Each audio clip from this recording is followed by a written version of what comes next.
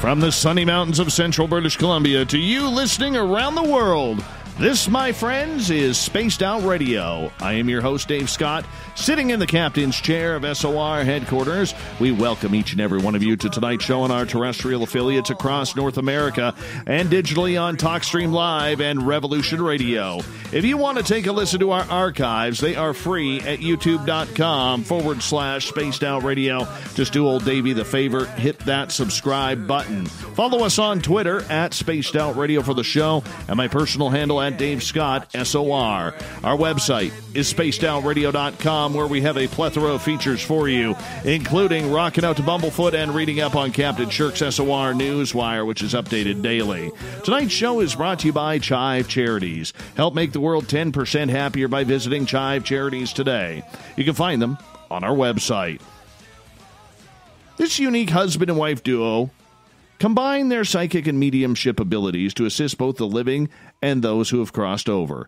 Dwight and Rhonda Hull investigate reportedly haunted places to include historic locations, businesses, and private homes. As an animal communicator and psychic medium, Dwight and Rhonda use their gifts to speak with any animals or spirits present, along with recording devices to find resolution for their clients. Their mission? Well, it's pretty simple. It's to investigate history through the voices of those who lived it. They got a fantastic website. You want to check it out. It's BelieveParanormal.com. Believe is like the B, B-E-E, leave, paranormal.com. We're excited to have them. Then at the bottom of hour number 3, I am going to bring you the SOR Newswire, brought to you by Paranoia Magazine. Dwight and Rhonda Hull, welcome to Spaced Out Radio for the first time. What a pleasure to have you here. Thank you so much. Yeah, we're happy to be here tonight. Great to be here. Absolutely. I got to ask you guys, and Dwight, we'll start with you here tonight. You know, how long have you been investigating the paranormal, and why did you choose this path? Oh, I've been investigating the paranormal for, I think it's about 36 years now. Always been interested in the paranormal and ghosts, even as a small child. I started, with my psychic abilities and kind of realizing them when I was about 5. So it kind of progressed into ghosts and everything else. About 36 years ago, just really got interested and decided to start trying to do some kind of investigation. So I did. I grabbed my trusty reel-to-reel tape recorder. Nice. Nice. Yeah. We didn't have that digital stuff back then, so had this little mini reel-to-reel that I took with me and, started out. And, the rest, as they say, is history.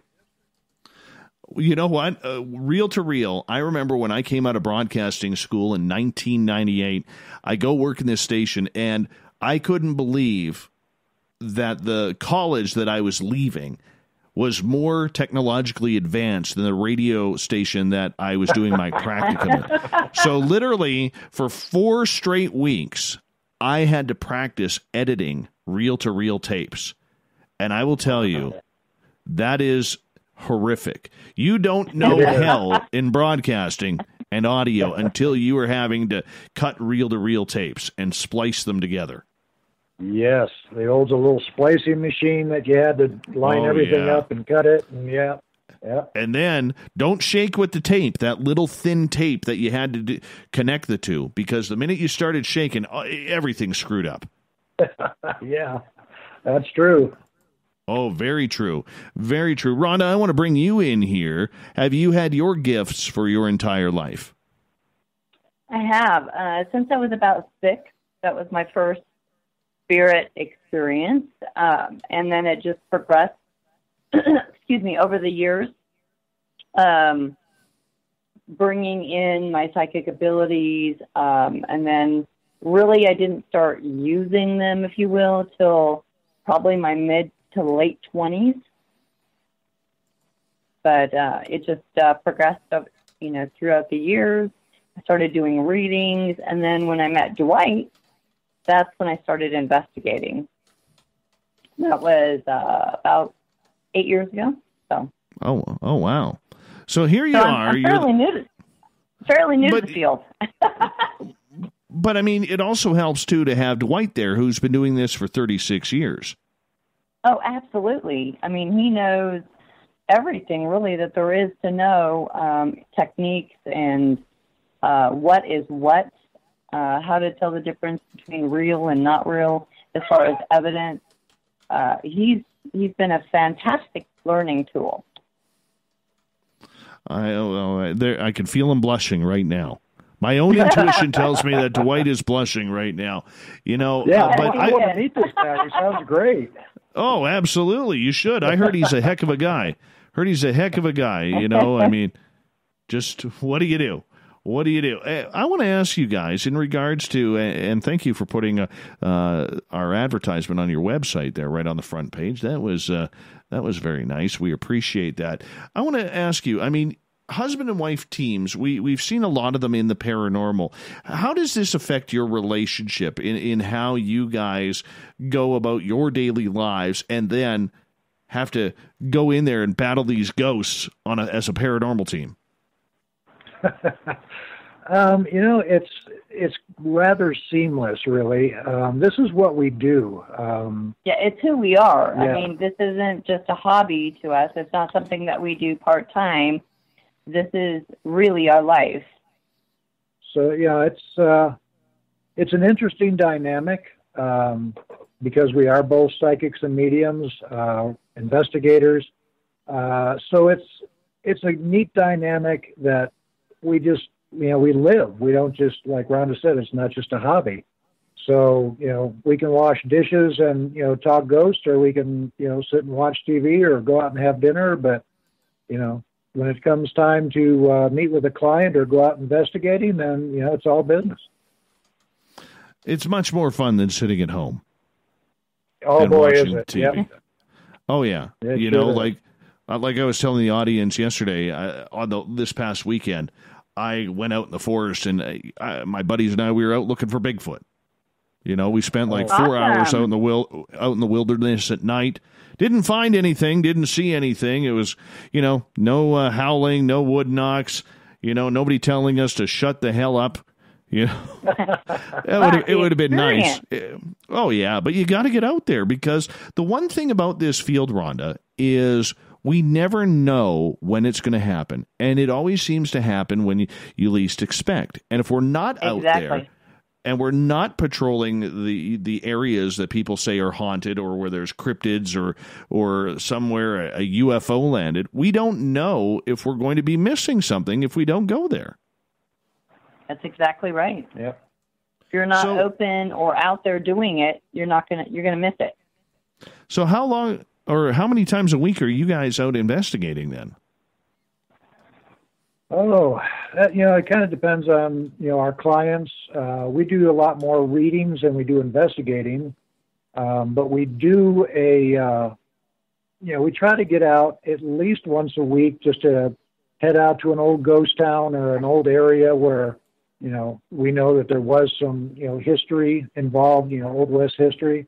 And we'll try to find it and investigate it. We like taking our friends out to places that we've already been, to kind of, break them into the paranormal and let them experience things. And, it's kind of a neat experience going out with us being psychic mediums, because, it kind of brings a little bit of a different flavor to it. It's not just what you see on TV, and we're able to, because you mentioned it earlier about, TV paranormal, and I agree with you 110%. We are nothing like anything you see on TV. We're pretty straightforward, and, if it's not there, we're not going to tell you it's there if it's not there. So, but we do have activity, at our house or friends' houses. So we do probably several investigations a month. May not be with a client we are not familiar with, but we're doing investigations. I got to ask you this, with both of you being psychic, have you ever had a psychic argument where you're both trying to communicate with the same spirit, but the spirit is giving you two different stories? I don't think we've had that. We've had where we thought we were talking to the same spirit, and then find out that we were actually talking to two separate ones.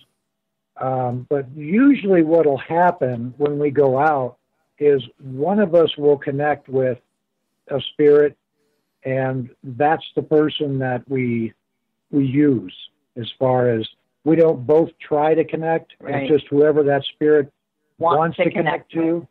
And then we just kind of leave it at that. We just let that, either her or I communicate with them. And it makes it a lot easier and a lot less stressful. We think about the spirits too. And, if you've looked at our website and everything, we have nothing but high regard and respect for all the spirits that we go out and want to talk to. So we don't want to confuse them or try to bombard them or anything else like that. We kind of give them the choice. They kind of pick which one they want to talk to, and that's who we use. Now, a lot of times when we go somewhere, a female spirit might feel more comfortable talking to me. Not always, but a lot of the time. If we go somewhere where there is military history, whether it was the Apache Wars out here or the Civil War, military spirits are, for some reason, I guess it's really not some reason, they're connected to Dwight. Every time we go to a place where there's been a battle, there's a brotherhood, even between the worlds. So, we never have the problem of trying to, both of us, talk to the same. Because I would see any type of trickster spirits maybe trying to play you against each other. That would be awesome. Well, we're pretty straight up forward, and I'm pretty blunt. So we haven't really experienced too much of that. No. They know your energy when you're, before you even get there. So they know if you're able to be played, so to speak. Oh, absolutely. Absolutely. I know that from dealing with my own personal experiences, as well as talking to so many around here. Rhonda and Dwight Hall are our guests tonight on Spaced Out Radio. I got to ask you, in regards to investigation, we're going to get deep into the stories about your investigations coming up here later on in the show. Is there a difference between investigating, say, a place of business or a museum or a haunted ground comparatively to someone's home? Oh, that's a really good question. We kind of conduct them in the same manner.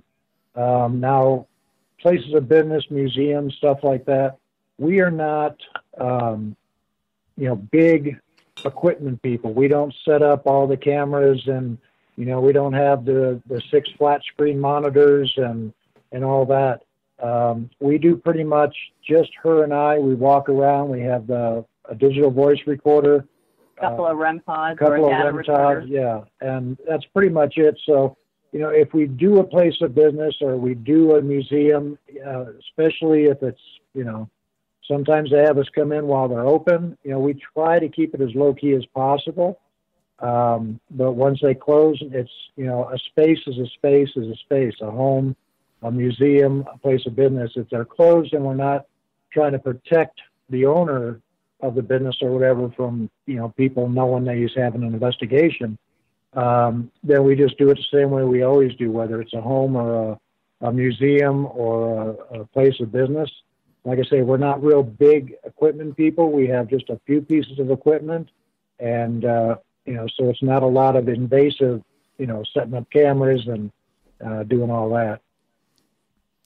No, you guys do it a little bit differently. And, it's actually kind of refreshing because so many teams out there have become so reliant on the technology. What's your opinion of the technology of ghost hunting? I honestly, and I say this during a lot of our library talks and our talks that we give, I think the paranormal is literally technology themselves out of the business, basically. They're reliant so heavily on it that they forget why they're there and who they're talking to. These are just people without bodies, and when you've got all this equipment and, you're too busy looking at your screen or you're focused on this or focused on that, you're not focused on what you should be, and that's the spirit that you came there for. And what bothers me most is when a lot of these paranormal teams will go in, they've got all this equipment and everything else, but when something real happens, and they actually physically hear something, or then they get all scared and run out. And it's like, wait a minute, didn't you just go there for that? Stop watching TV. Yeah. And really, you're there to help the client and the spirit. Right. So you're not doing that if you're not, Right. So technology is great, and I don't put it down. It's just not for us. But I think you can really just basically, you can use technology to the point where you're actually kicking yourself out of the field. Well, that's probably one of the biggest things that is going on. And I just got to give a shout out to my cousin Chad in Vegas, who's tuning on in right now, because he's saying on YouTube, I look like an overgrown Colonel Sanders. Not very nice. Not very nice. But then again, I mean, anybody who mocks his new look to look like Bob Vila, I always question their own sanity. But nonetheless, moving on back to the paranormal here for a second. When I sit here and I hear what you're saying, I believe it or not, I actually find it quite refreshing. And as I asked you before about the technology, I find that so many paranormal groups are not there for the client. They're not there for the ghost. They're there for themselves. They're there for their own rush. They're there for their quote, end quote, scientific investigation, even though they can't admit to themselves that nothing they do is actually scientific because it's in an uncontrolled environment. So, getting past all the cliches that the newcomers have done, Dwight, being 36 years in, how do you combat that, saying, look, we do it this way. This is how we get our evidence. This is how we are doing it. It's been successful for us. We don't need all that fancy gear. We don't need to spend thousands and try and woo you over with all of our technology, because what we do works just as well. Yeah, it does. And, we get a lot of new teams that come to us and ask us, about, the equipment we use. And, I tell them about the same thing I just told you. We don't. A few devices. Yeah. What makes a difference for us is, these teams go in with all this equipment and they get a blip here, they get a something over there, but it's not telling them anything. It's a blip or it's a something. We go in, we do the recordings. Sometimes we get EVPs, sometimes we don't. We use our psychic abilities. We'll hopefully, not all the time, but we'll hopefully come up with a name of the person, or, try to, find out who that person was.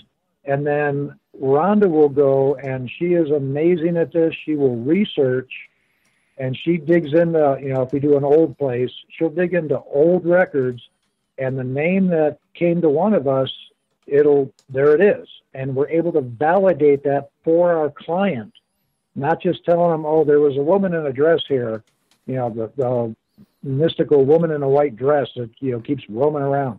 Well, that's nice. Who is she? And why is she there? The equipment can't tell you that. So we just get rid of the equipment altogether. We rely on ourselves. We rely on EVPs to hopefully get a little bit of confirmation.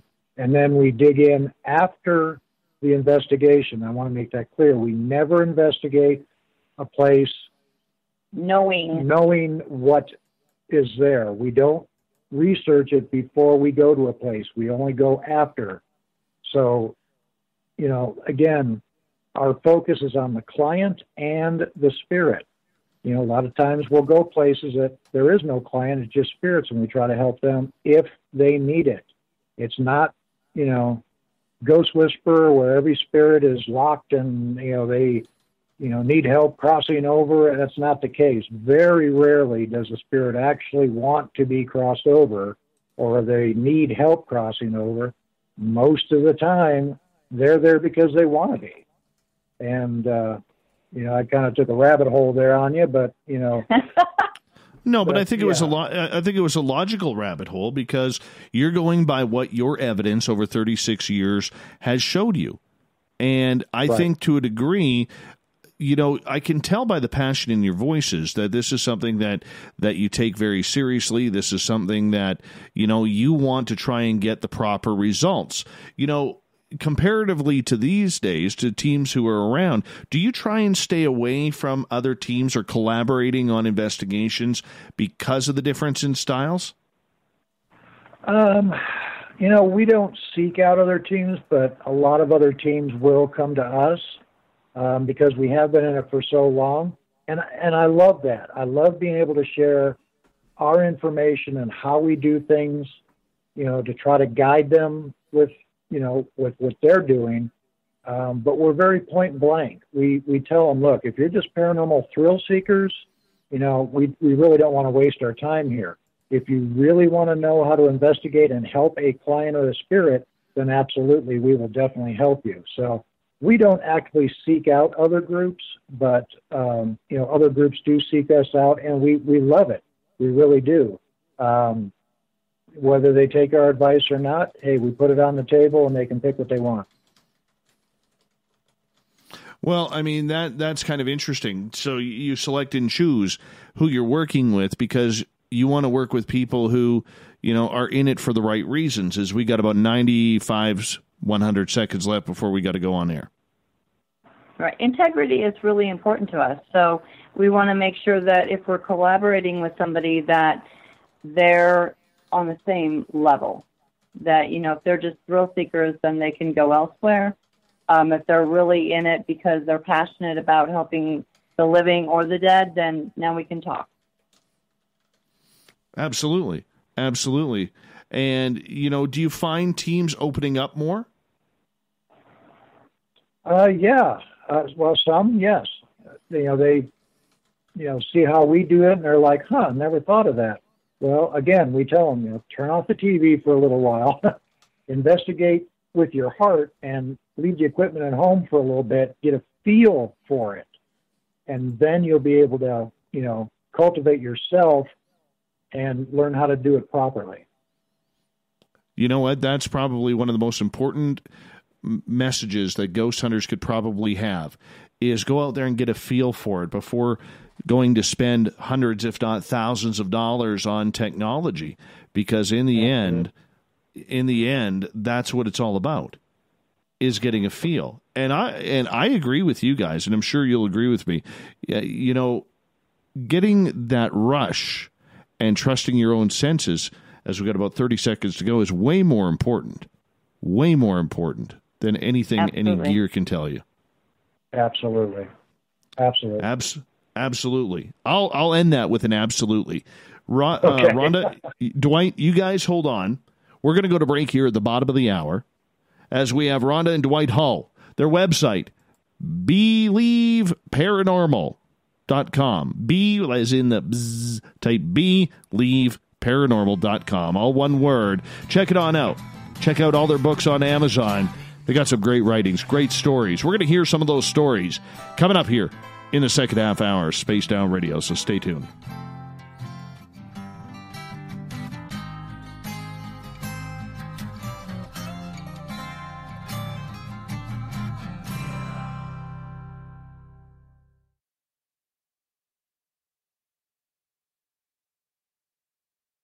Hey, space travelers, this is John Resig, founder of the Chive and Chive Charities. If you know anything about our website, you'd know we like to do things a little differently. We're not some faceless organization collecting money for a nebulous cause. Our donor dollars go directly toward life-improving items. Then we give those items directly to an underdog who needs it most. To become a donor with Spaced Out Radio's official charity, Chive Charities, just go to chivecharities.org/donate. From the heartlands of Canada to beards around the world, we know how to take care of you. Fill your follicles with the Mighty Moose Beard Oil. All our oils and balms are handmade and 100% natural ingredients because we care about your beard. And hey, use the promo code SOR2019 and get your Mighty Moose Beard Oil today. You can check us out on our website, mightymoosebeard.com.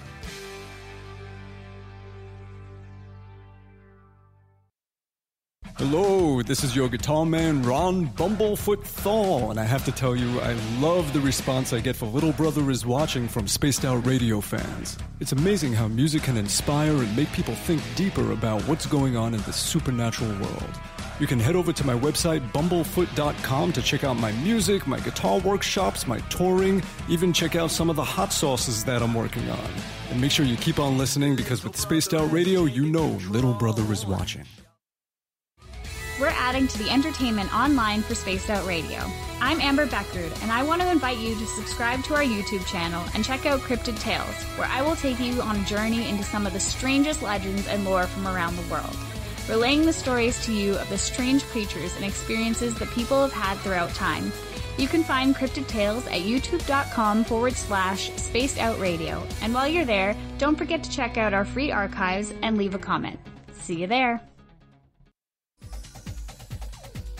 Hey everybody, the SOR Space Travelers is open. For just $5 a month, you can hang out with Dave and our crew privately in our members-only section. With your signing, you'll receive newsletters on what's going on with Spaced Out Radio. You'll have direct contact with the host during the show in our chat, live streaming videos, and a great forum for your posts and more. Become a space traveler now at spacedoutradio.com.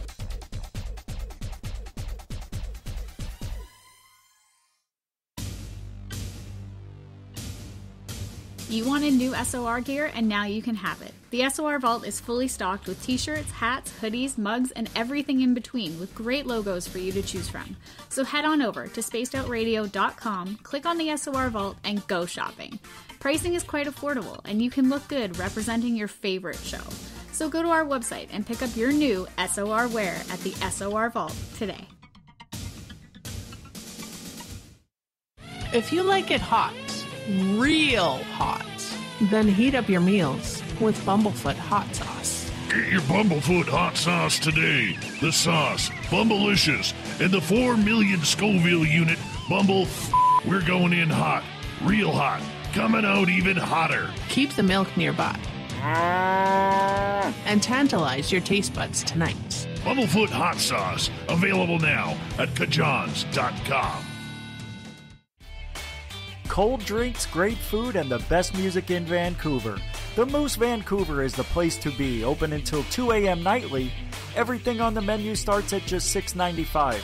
Who serves food that cheap anymore? At the Moose, you'll never know who you'll run into. Rock stars, actors, athletes. It's the place everyone wants to be. So join us at the Moose Vancouver, the official party bar of Spaced Out Radio. Hello, Space Travelers. It's me again, Carl. Don't forget to join the Space Travelers Club for just $5 a month and follow Spaced Out Radio on Twitter at Spaced Out Radio. Our Instagram, Dave Scott SOR. Our Facebook page is Spaced Out Radio Show. Our archives are free at youtube.com/Spaced Out Radio. Come woo it up with Spaced Out Radio today. Bye!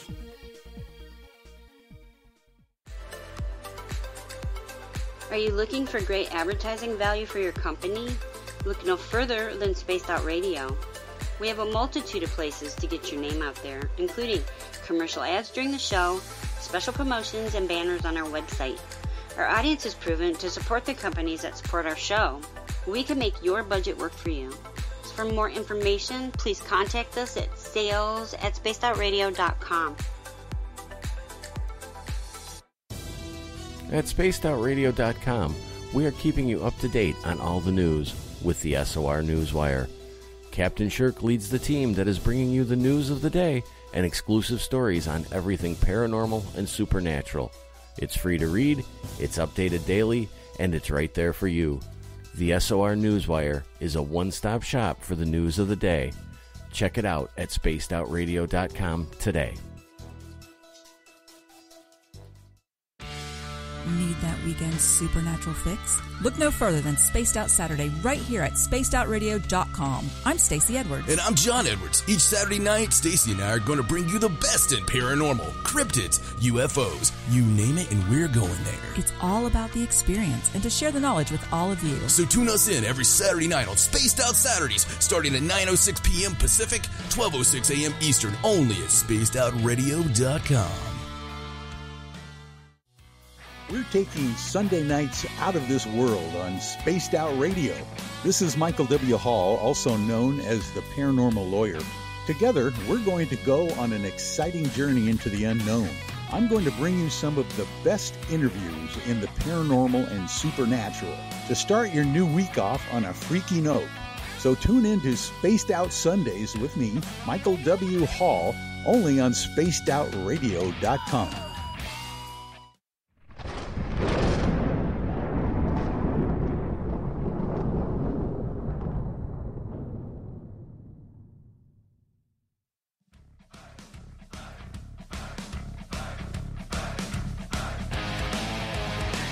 Welcome back to the second half hour of Spaced Out Radio. Tonight, I am your host, Dave Scott, sitting in the captain's chair of SOR headquarters. Great to have each and every one of you with us tonight.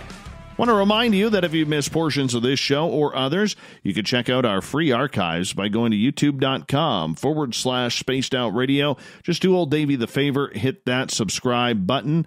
Yeah, our website, spacedoutradio.com, where we have a plethora of features for you, including reading up on Captain Shirk's SOR Newswire and rocking out to Bumblefoot and so much more. Follow us on Twitter at Spaced Out Radio for the show and my personal handle at Dave Scott SOR. Tonight we're talking all things ghostly. Rhonda and Dwight Hull, psychics, intuitives, communicators with spirits, including animals, and those who have crossed over. Their website, BelieveParanormal.com. You want to check that out, and all their books are on Amazon. Rhonda, Dwight, welcome back to the show. Thank you. Thank you. Not a problem. What's it like, Rhonda, to communicate with the dead? Well, that's kind of a hard question to answer because every spirit is different. Sometimes it's much like talking to a living person. Some are very forthcoming. Some are not. Some give you very little bit of information. Some appear as, what's the word I'm looking for? As real as you and I. Other times it's just in your mind's eye. But when you do it since you're a child, it just becomes normal. It's not scary. So there you have it. No, absolutely. And I understand that, but not everybody has that ability. So for you going on in, and I realize to you it's now second nature, you've been doing it a long time, but when it comes down to it, is it still surprising for you? Sometimes, yeah, absolutely. Sometimes I'm surprised. For instance, one of the chapters in one of our books, we were on an investigation talking to Celia Blaylock, a.k.a. Maddie Earp, and we had a great investigation, excuse me, and it went so well, actually, that I invited her to come visit us. If she was free to do that, she was free to come to our house and let us know that she's here. Wanted to really sort of help her make good memories near Tombstone. Her life in Tombstone was pretty not good. So anyways, a couple months went, or no, actually, I think it was later that night, and we got home and we had a code. I told her, if you come visit, I want you to turn on my camera on my cell phone twice in a row. And, there's a series of things you have to do to turn on a camera on a cell phone. When the screen goes dark, you got to tap the screen, swipe it, blah, blah, blah. So we're exhausted. We're home later that night, and I'm outside on our patio talking to Dwight, and all of a sudden my camera comes on. And at first I didn't think anything of it. I'm just like, what? I shut it down and turned around, started talking to Dwight again, and then my camera came on again. And I'm like, what? Oh, wait, Maddie. So, yeah, sometimes it is surprising, but usually in a very good way. How about for you, Dwight? Human spirits surprise me. I generally tend to stay with the animals, both living and crossed over. So when I get a connection with a human spirit, it does kind of surprise me. Of course, it doesn't scare me by any stretch, but it surprises me, especially when I'll ask Rhonda, I'm picking up this guy, his name is so-and-so, are you picking up anything? And she's like, no. So I know it's, directed at me, so that's kind of surprising that, He's that a really happened. good psychic medium. He just doesn't take credit for it. But it does surprise me on occasion, especially when we're out in the middle of nowhere, literally in the middle of nowhere, looking at an old, farmhouse or a ranch house, and all of a sudden somebody comes to me and starts talking. So sometimes, yeah, it does surprise me. Interesting. So when you're sitting there communicating with dead animals, all right, what does an animal have to say? How does an animal communicate in English back to you if all it knows is bark, bark, or meow, meow? Yeah, that's a good question. And I get that a lot. When I talk to an animal spirit, whether it's purposeful, and by purposeful I mean, I have a client come to me saying that they lost a pet, wants to know if I can get in contact with it, or if it's just, accidental where I'm someplace and, a dog or somebody comes up and, I'll start communicating with them. A lot of the pet communication is done through pictures, a series of pictures, or like short, like little videos kind of a thing. Sometimes it's in English, it's telepathic. So, saying it's in English, I don't know, it's not bark, bark, or meow, meow. But I can understand them. I know what their intent is. They show me pictures along with it. So, but rarely do they have voices. Right. They rarely have just voices. So yeah, when I communicate with them, it's generally through pictures, a series of them, little video, smells or tastes, or they'll allow me to feel whatever they felt when they were alive, and so that's how I'm able to kind of communicate with them, and then hopefully communicate that to their owners. Do animals stick around as much as humans do? Surprisingly, yes. They really do.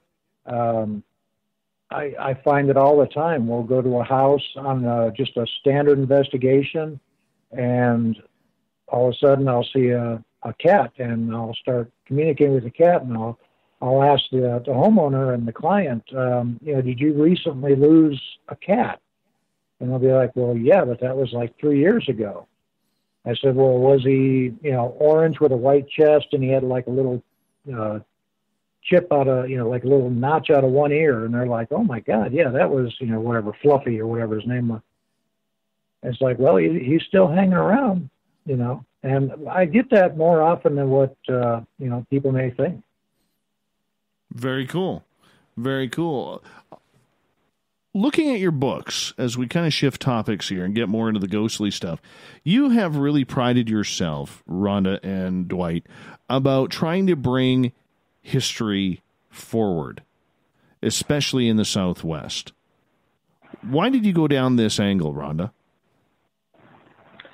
Well, we have so much history here. You're going to say something? We have so much history here.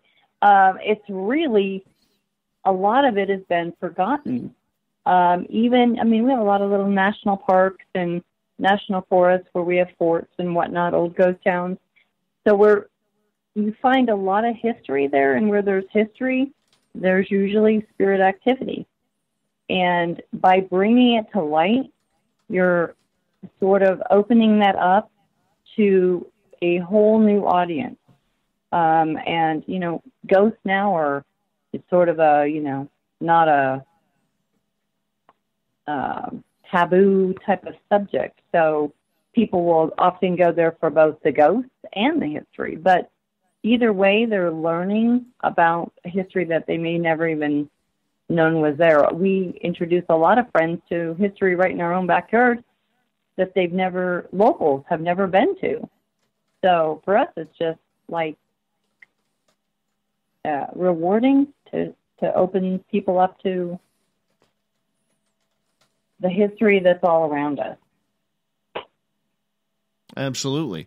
Absolutely. And considering you're going back to the Wild West days where it was very lawless. It was very violent at times in certain areas and certain towns where bandits kind of ruled the outskirts and the sheriffs tried to keep their best to keep the peace in town. How far back are we going here for you guys? Do you start in the Wild West? Is that your focus? Well, that's a lot of the places that we go. That's our focus. However, what we have found by doing that, especially in this area around Tombstone, Arizona, we're only 15 minutes from Tombstone. I used to live in Tombstone for many, many years. So we got, I was able to take Rhonda out and show her all around the area. But what we have found when we're investigating a place, especially like a long-forgotten cabin or a stage route or something like that, we go there, and this is what's really neat with what we do. We go there expecting to hear from, a cowboy or somebody, from that time period. And then what we end up talking to is, a Native American that lived maybe 1,000 years ago, way before the cowboys, or, several hundred years before the cowboys. And that's what's just amazingly cool to me, is discovering history that you didn't think existed until you went looking for something different. Yeah, there's layers and layers of history here. So you have, way back Native American history going back thousands of years on top of Spaniards that came here and discovered. And then you have, white settlers that came out here and more Native American clashes. And then recent history. Yeah. Mining, up until recent. Yeah, it really is truly just a layer upon layer out here, and that's what you never know who you're going to talk to. Mm-hmm. Are there certain areas, certain trails that you really like to, focus on because the action is always changing? And the reason why I ask that is right about 3/4 of a mile east of my broadcast center here at SOR headquarters is the original Gold Rush Trail. And I can tell you, that trail, you never know who or what you're going to get. You just don't know, because it changes, and the chances of getting the same spirit twice is extremely difficult. Yeah. Yeah. I don't know that I have a favorite. We have a lot of very cool places around here, but I think my new favorite is Fort Bowie, just because there's so much different history there, so many different people. It's just incredible place. Yeah, and it's kind of like, your Gold Rush Trail. You never know what you're going to get when you go there. You never know who's going to talk to you. Different happenings along this trail. It was a stagecoach route leading up to the fort, and you have all these different places along the way where history happened. So it's just an incredible place. Absolutely incredible. Hands down, my favorite place right now.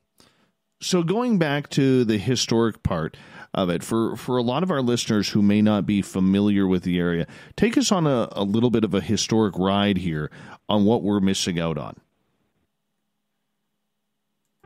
Are we there? Yes, hello? We got you. Got you. Okay, wow. Okay, yeah, I don't know what happened. Cut out on us there, and I couldn't hear you. Well, did you get my question? No, we didn't. It cut out just as you were starting your question. If you could give us a little bit of a historic tour about what went on back there in history, what makes it so haunted? Because for a lot of us, we've never been in the area. We've only seen it on cowboy movies. We've only seen it on documentaries, but we don't know what it's like to be right in the heart of it all. It was a very, very rough area. You're talking the desert Southwest. At first, we had a lot of Native Americans here, from hundreds of years ago up until the time the Spanish came in the late 1700s. And then after that was, a lot of, I guess you'd say, prospectors looking for their fortune. And then you get your cowboys after the town sprang up. And after that, you get everything that came after the cowboys. You just kind of follow history. A lot of settlers from all over the world. And the Industrial Revolution and everything else, which still happened out here. So, yeah, it's a rough place. It still is, out in the desert. It's not an easy place to be. And I believe me, I've gotten a whole new appreciation for everybody who has been out here, from the American Indians to the settlers to the cowboys. This is a tough place to be. Like I said before, it's layers upon layers upon layers throughout this whole area. Again, we just never know what we're going to get when we go to a place. I got to ask you, is there a lot of land around there that is allegedly cursed? Oh, I don't know if I'd use the word cursed. I don't think we've ever really run into that. We've run into, very active areas with, perhaps Native Americans or something like that. But around here, there really isn't any curses, so to speak, or cursed areas. Now, we do have a place very close to us here called Brunkow Cabin. And it's normally, when you read about it, it's pretty big in tombstone history, but when you read about it, they call it still the bloodiest patch of soil in Arizona because there's over 23 unmarked graves in and around that cabin from different people who were shot and killed while either trying to live in the cabin or work around the cabin. So, it's not cursed, but it's known as a very active, very bloody area. Simply for the mining. Yeah. They were mining there and a lot of silver. So a lot of greed. That's very intriguing. Very intriguing. And with that, do you get a lot of gold hunters or gold robbers that you've communicated with who are, still keeping their stash hidden? We've only talked to the one guy up and that was in the Superstition Mountains. What was his name? Yeah, I can't remember his name. She'll probably come up with it here in a minute. That was up in the Superstition Mountains, closer to Phoenix. We were way back in there, and we picked up on this old. Went to go talk to a certain group of people. Ended up talking to this guy who just kind of came out of nowhere, and he was one of those kind of people. He was a prospector at first. He did have gold. He did hide it. People did, try to find it. People did kill him. To try it, yeah. So, and the question we get a lot is, have you ever had them tell you where it's at? Well, unfortunately, no. They're just as tight-lipped on the on the other side as they are, when they were alive. So no one's led us to the Lost Stash or the Lost Dutchman's gold. Now, we have talked to the Clantons from Tombstone fame, Ike Clanton and all that. We went out to their ranch and talked to them quite frequently, and they were always known for, getting money and stashing it on the ranch and that kind of a thing. And we have asked them point blank, straight out, is there any money to be found around here? And I think we did get an EVP once saying yes. And, we kept, pressing, but they still don't want to give us, any information on where it's at. So, it's, the hunt continues. But, yes. But Clintons are very nice people. Yeah. That's so uniquely funny to me because at our local museum, I do a paranormal tour here to help raise money for it because it's a non-profit society. And many times we have asked the spirits, can you tell us where your gold is?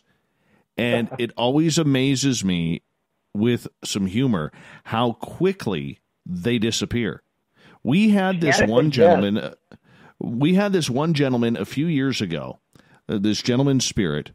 He was an American, very young, all right, and he was heading back south. And it was so funny because my friend Dan, who's one of the society members, he's asking all these questions. We had 8 K2 meters in a circle going off at all the same time. 8 of them. All of them at peak red. It was the most unbelievable thing I've ever seen in the paranormal. It was fantastic. And all of a sudden, Dan says, "Where's your gold?" Those meters shut off so fast, And that guy was out of there so fast, we couldn't get him back for about 20 minutes.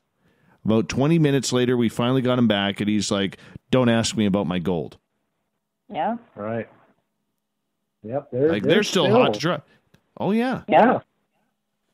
Because I'm sure from where you are, right up to where I am, and right up north to Alaska, imagine how much gold is still buried out there from these guys who didn't want it robbed. Oh, yeah. Absolutely. Yeah, I always tell Dwight, one of these days when we're out and kicking around in the desert, we're going to come upon somebody's stash. Maybe. Oh, yeah. Absolutely. Like somewhere in my community, there's a rumor that there's $3 million in gold buried somewhere. And they believe that it's buried like 10 feet below the highway. And you can't really dig under the highway because it's, right, government property. Right. But that's where they believe, through the coordinates and the legends and everything and the stories, that's where they believe it all was. And, but these guys, it is so funny that you guys, you're 2,000 miles away from me, that you guys are getting the exact same reaction that I'm getting up here in central British Columbia. Yeah. They don't want to tell you where they don't want to say a thing. And what I want to know, with all this buried treasure around, why is it always a 12-year-old kid looking for his Frisbee someplace and kicks over a rock and there's a can of gold? We've been all through this desert. I haven't found a single coin. And it's always some little kid trying to dig for a garden that finds this stuff. Oh, yeah. The kids are going to find it. They are always going to find it. But that's okay. They have that pure innocence about them for the most of them. Absolutely. Or it's reincarnation and they're being greedy. Well, that's true. Yeah. Very true. Hey, Rhonda, Dwight, I want to get you guys to hold on here because we're going to go to break here at the top of the hour. I want to give a shout out to my other cousin, Carter, and his buddies watching in California. Remember, Carter, no matter what your parents say, you are Canadian. You are 100% Canadian. But I still love you, kiddo. And thank you for tuning on in, and I hope you have a wonderful time in California. You're doing well there. And let's get to our guests, Rhonda and Dwight Hull. They are ghost hunters down in Arizona. We're going to get into some of the history of all the ghost hunters and the ghost hunting that they do. Their website, BelieveParanormal.com. That's B like a buzzing bee for Believe, Paranormal.com. Hour 2 of Spaced Out Radio coming up right after this.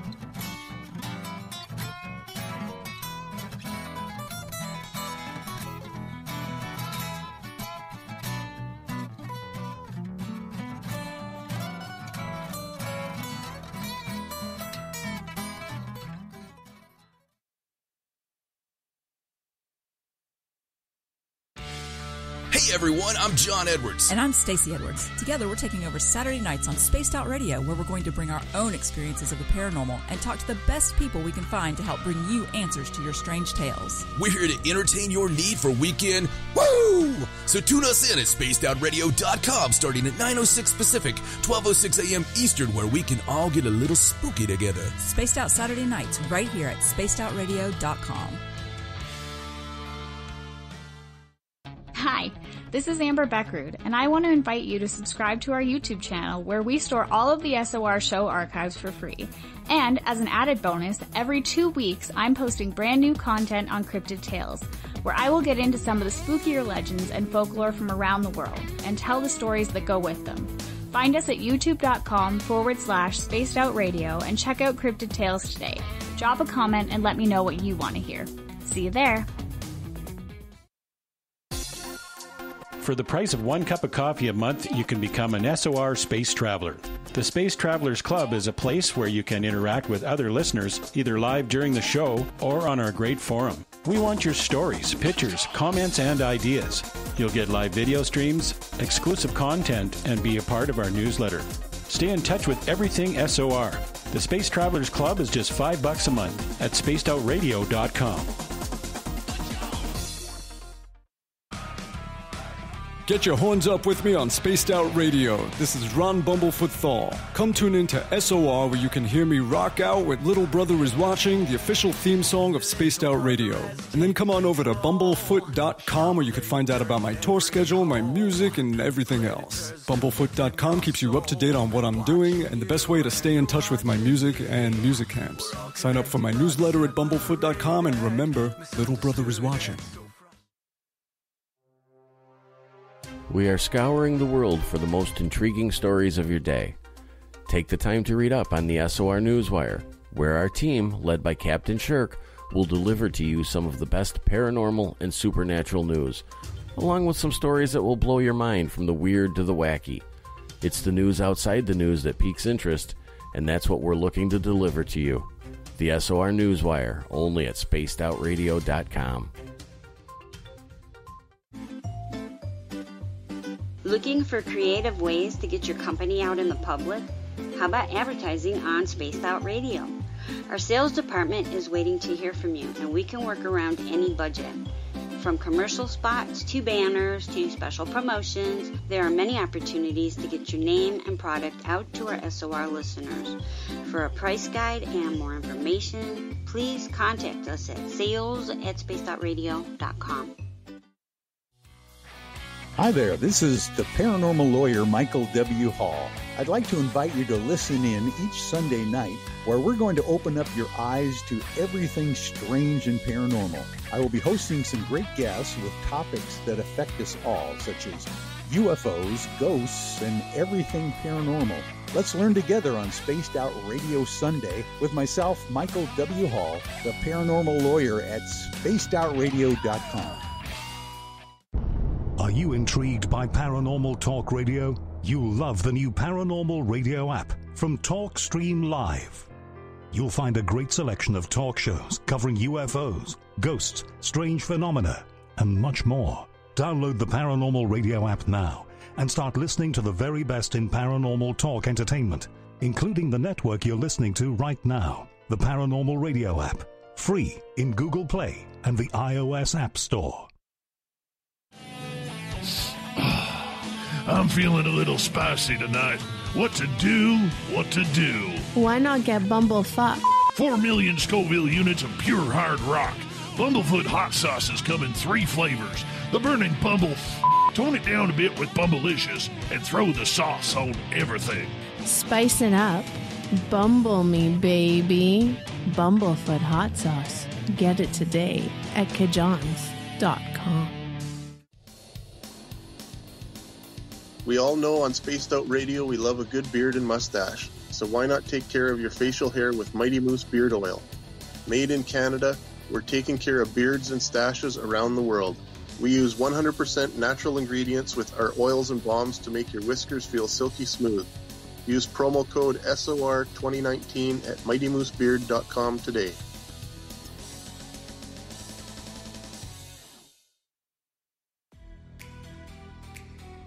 Are you an experiencer of something strange that can't be explained? Do you want help finding out what's going on? I'm Ryan Stacy, head of the Experiencer Support Association, otherwise known as TESSA. We've teamed up with Spaced Out Radio to investigate cases filled out in the SOR Sightlines report. We are independent and there's no cost to what we do. All we need is your experience. Let's find out what's happening together on the SOR Sightlines report. The party is always on at the Moose Vancouver. The Moose Vancouver is where you want to be when visiting Canada's West Coast. Open until 2 a.m. nightly, the Moose cranks up the rock while serving some of the best rated food in the city. The menu starts at $6.95. Why party anywhere else in Vancouver when the Moose is right there? Get your horns up and rock with the Moose, the official party bar of Spaced Out Radio.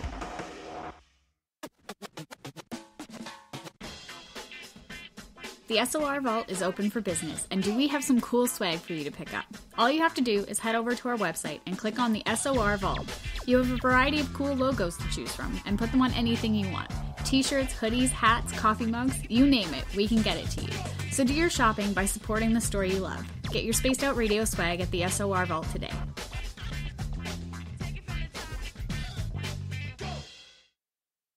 Hey, space travelers, this is John Resig, founder of the Chive and Chive Charities.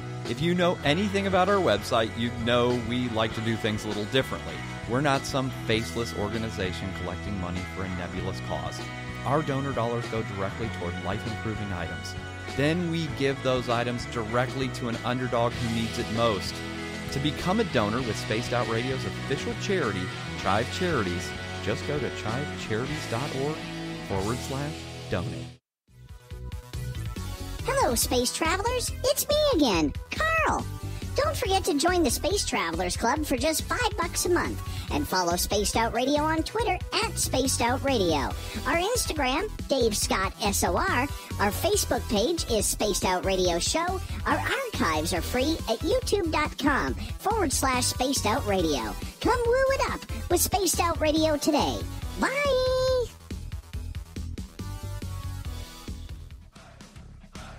You're listening to Spaced Out Radio with Dave Scott. Follow Dave on Twitter at Spaced Out Radio and on Facebook, Spaced Out Radio Show.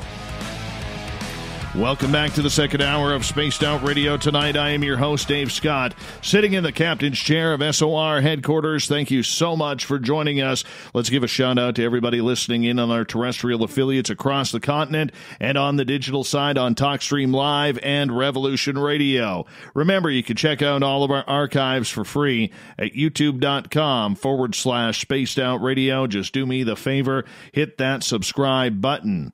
The Desert Clam has set the password for tonight in the SOR Space Travelers Club. Labiomancy. Labiomancy is your password. Use it wisely, space travelers, as the Clam sets the password each and every night right here on Spaced Out Radio. Our website is spacedoutradio.com, where we have a plethora of features for you, including rocking out to Bumblefoot and reading up on Captain Shirk's SOR Newswire as well. Follow us on Twitter at Spaced Out Radio for the show, and my personal handle at Dave Scott SOR. Tonight we are taking a trip back in time, looking at the spirits of the old Southwest. Down in Arizona, we have ghost hunters Rhonda Hull and her husband Dwight. They've been doing this a long time. They're a great team. They're intuitive. It's all about the feel. It's all about getting the sense of what is going on rather than using the equipment that is out there to try and prove or disprove whether or not the spirits are actually real. Let's go back in time now. Welcome back, Rhonda and Dwight. Good to be back. Good to be back. Good to be back. Well, we're glad you're here, too, because if you weren't, this would be one strange conversation going on right now. It would be, yeah. Yes. I got to ask you, you have investigated so many different locations across the Southwest. And right before the break, we were talking about how violent that era and that territory was. Do you have a favorite location, Dwight, that has really, really touched you on the paranormal side? Wow. There are so many really just amazing places down here. If I had to pick a favorite, I guess I'd have to say, the Clanton Ranch, where Ike Clanton and all the cowboys from the Tombstone days used to gather. It's not that far from us. And, we've talked to Ike Clanton's, we believe his father, Newman Clanton, who lived down here. And, in the movies and everything else, and this is why it's my favorite place. In the movies that you see about Tombstone and everything, the cowboys and the Clantons are always these really nasty bad guys and everything else. I got to tell you, whenever we go to the Clanton Ranch, we are very cordially welcome. They always give us EVPs and speak to us very nicely. They're never, harsh or, what you see in the movies is, these mean, cowboys, that kind of thing.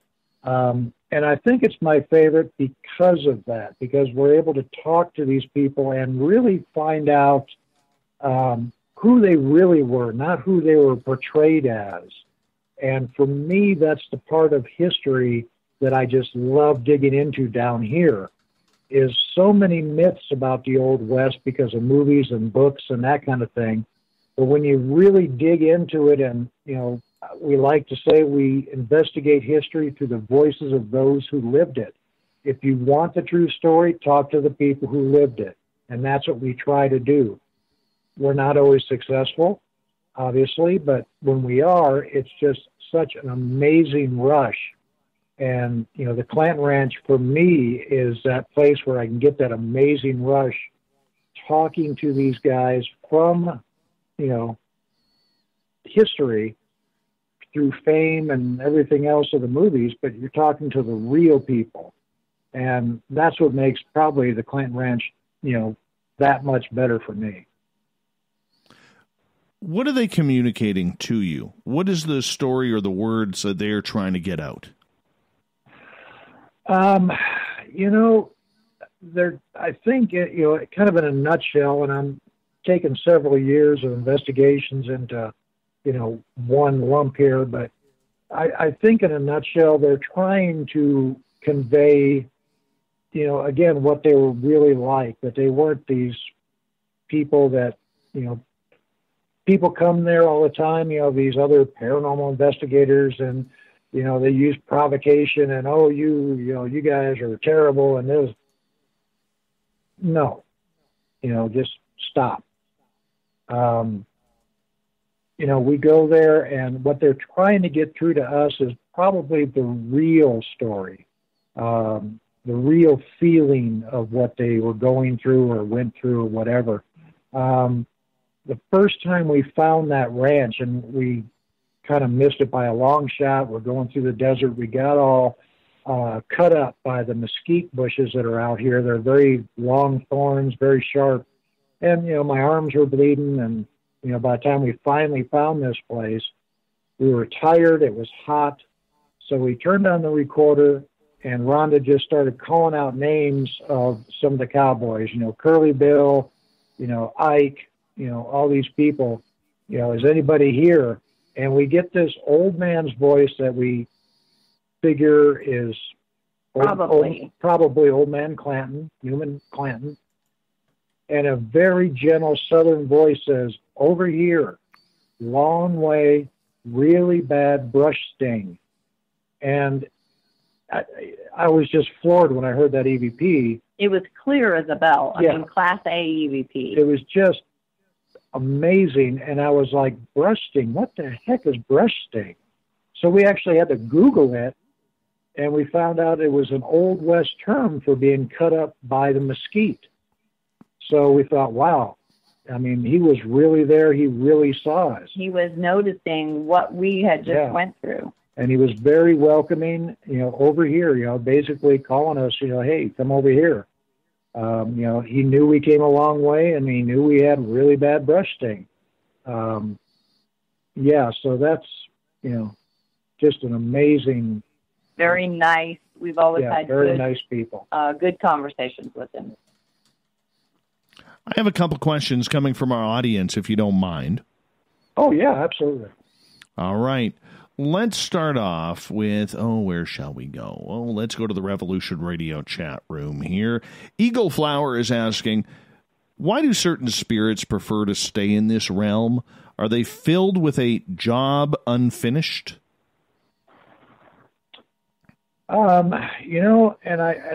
The best way for me to answer that is each spirit is different. We have run into some of that where they feel that their job is unfinished. We have run into people who just loved the area, loved being there when they were alive, so that's where they wanted to stay after they passed.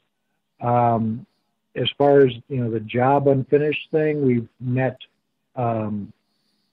when in one of our books, there's a story about a little girl that we call the angel of the camp, because she, back when she was alive, back in the 1800s, she would help all the sick people or the injured miners at the hospital. And she's still there trying to help, whoever she can. I don't know if it's a job unfinished, but it's a job apparently that she really loves, so she's still, trying to do that there. Gave her purpose. Yeah, and we run into that on occasion. But most of the time, to answer the question, we just love it here, and we just wanted to be here, and that's why they're there.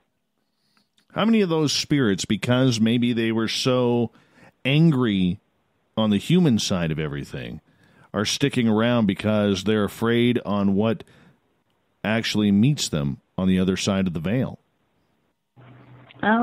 We've run into a few of those. One time we were investigating an old jail that's no longer functioning, but it was a jail, and the spirit that we came into contact with, he wasn't a prisoner there. We don't really know why he was there. I mean, the jail was, people would get arrested to go there back in the day because it was cement and it was cooler than their living quarters. But he was afraid of the afterlife. He had done some things, whatever those things were, he was afraid of judgment. And so we helped him, we believed we helped him sort of move into the light, and there was someone there to greet him. So there was two spirits there. And he crossed over. And another time we were investigating, it's a theater now in Tombstone, but it used to be a mercantile back in the day. And we had a large group of people at one of our events.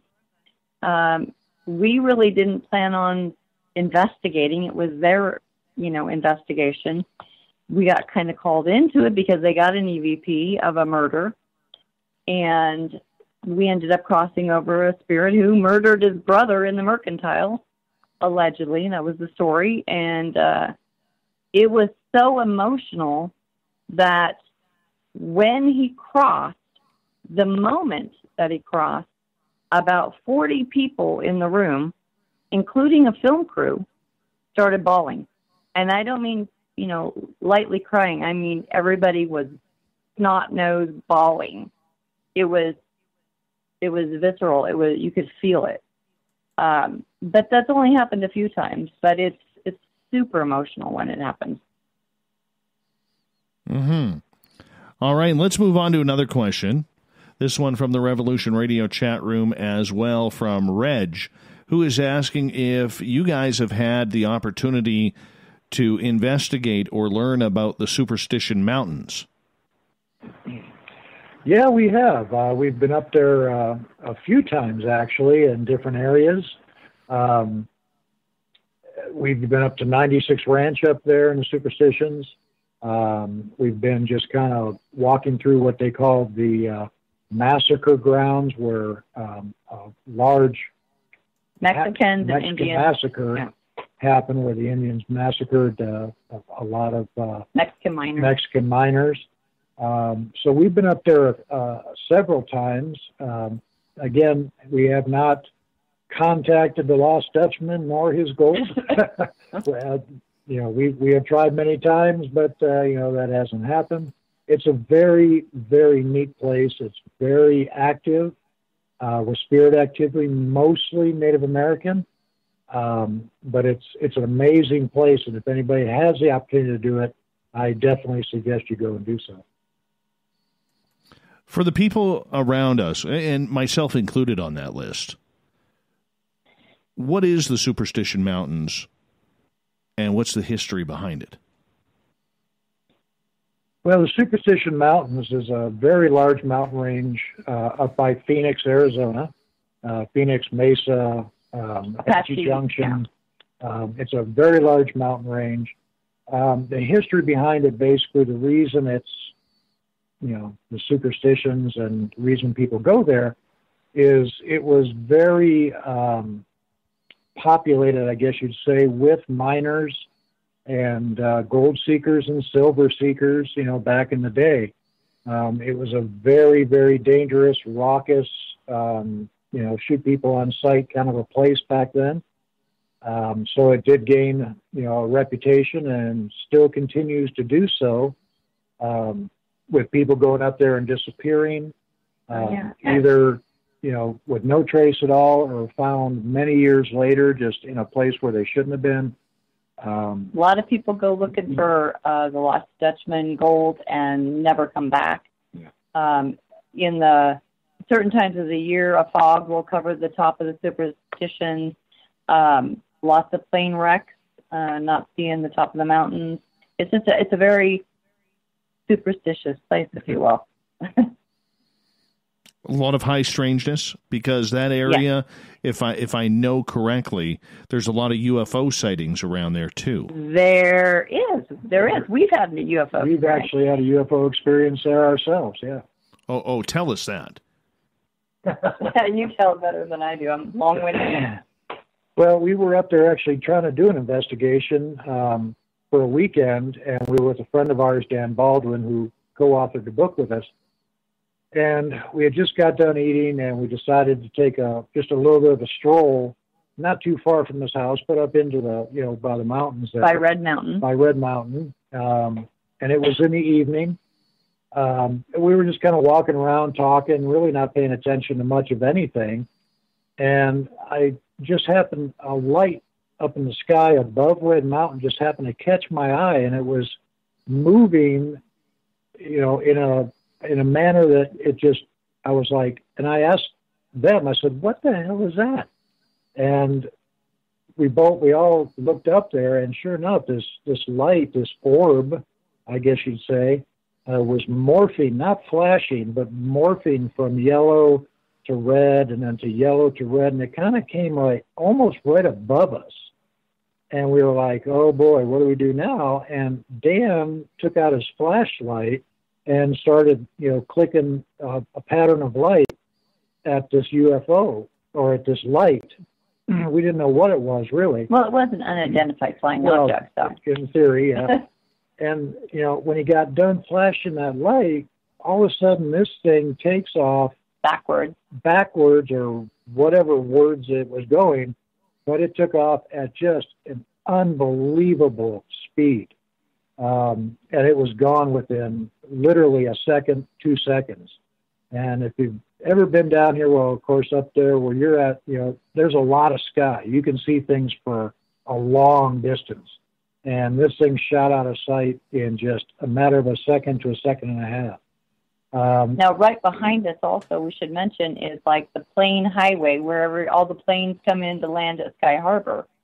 So you can see like this highway of planes. So you know that this thing in the opposite direction, it's not moving like a plane, a helicopter, or anything.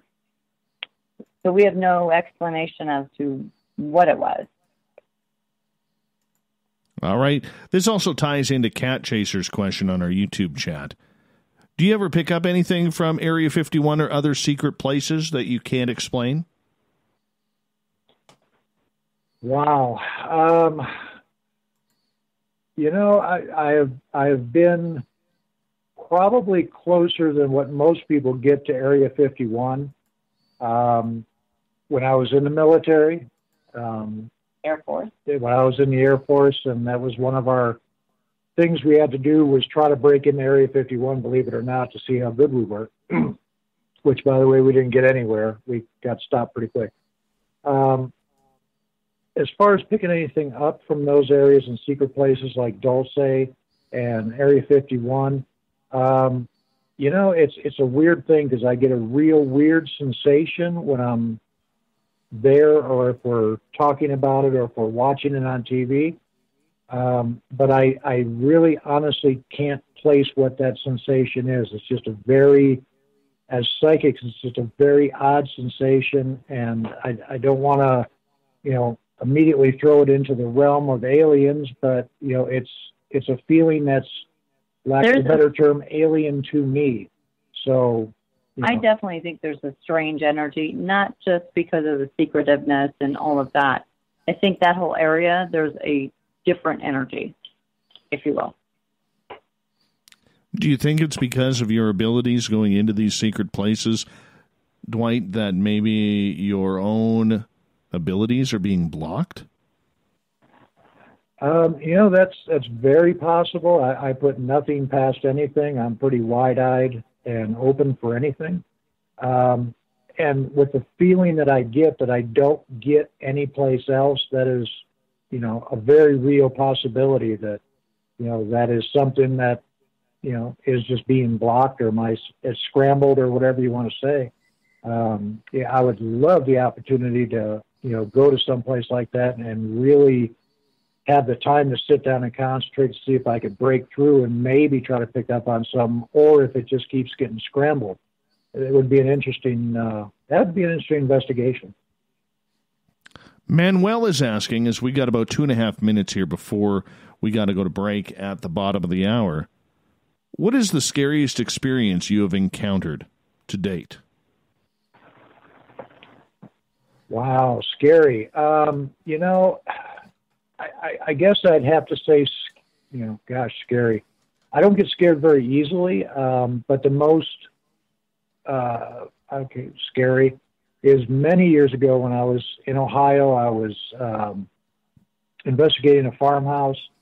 I'll try to make this quick because I know we're out of limit time here, but I went into the farmhouse. I had all the family go to a back room so I could investigate. Walked into the kitchen. There was an old guy at the sink washing his hands. And I told him, I said, sir, I said, when you're done, I said, if you wouldn't mind, if you can go back with the rest of your family so I can, kind of do a sweep of the house here and look at everything. And he just shook his head, didn't say anything.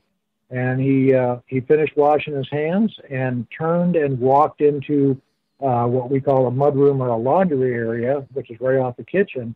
And I was like, great, now I have to chase this guy down. So I walked into the laundry area, which was not a big room, no windows, no doors, and he was gone. And he was just as real as any living person when I was talking to him. And he just flat vanished when he went into that room. That shook me up a little bit. Mm-hmm. Well, at least he was following the rules of COVID-19 and washing his hands before he moved on. I mean, you don't want to. He did. That's. I've seen that happen. I know many others in our chat rooms and our listeners have had that type of experience. I mean, that's one of those situations you could never prepare for, Dwight. No. And, when we come back for the next part of the show, maybe we'll tell you about the time that we went through what we figure is a time slip, and that really kind of scared us. Oh, yeah. We got to do that. Yeah, those ones bug me. Those ones bug me. Time slips. Coming up here on Spaced Out Radio as we continue an all-paranormal night with the husband and wife team of Rhonda and Dwight Hull. They've got a beautiful website called BelieveParanormal.com. That's BeelieveParanormal.com. Just, check it on out. They got a couple of books, too, that they've co-written with Dan Baldwin. Speaking with the Spirits of the Old Southwest and Conversations with Spirits of the Southwest. You can find them on Amazon. More Spaced Out Radio coming up right after this.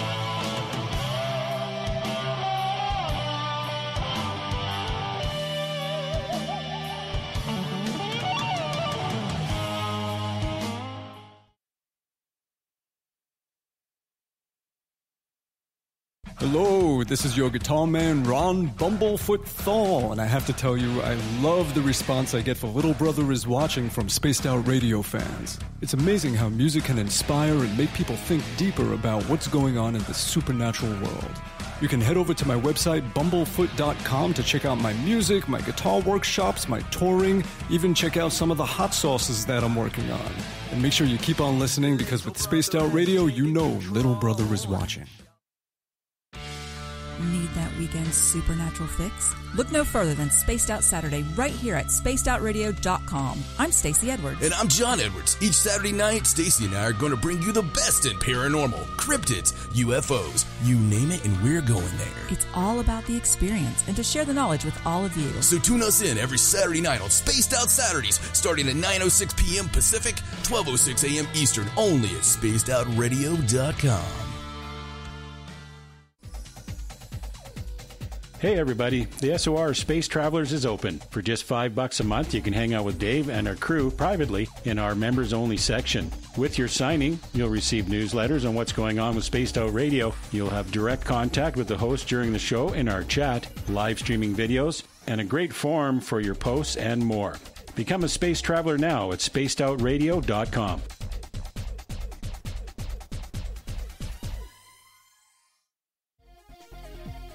Hello, space travelers. It's me again, Carl. Don't forget to join the Space Travelers Club for just $5 a month and follow Spaced Out Radio on Twitter at Spaced Out Radio. Our Instagram, Dave Scott SOR. Our Facebook page is Spaced Out Radio Show. Our archives are free at youtube.com/Spaced Out Radio. Come woo it up with Spaced Out Radio today. Bye!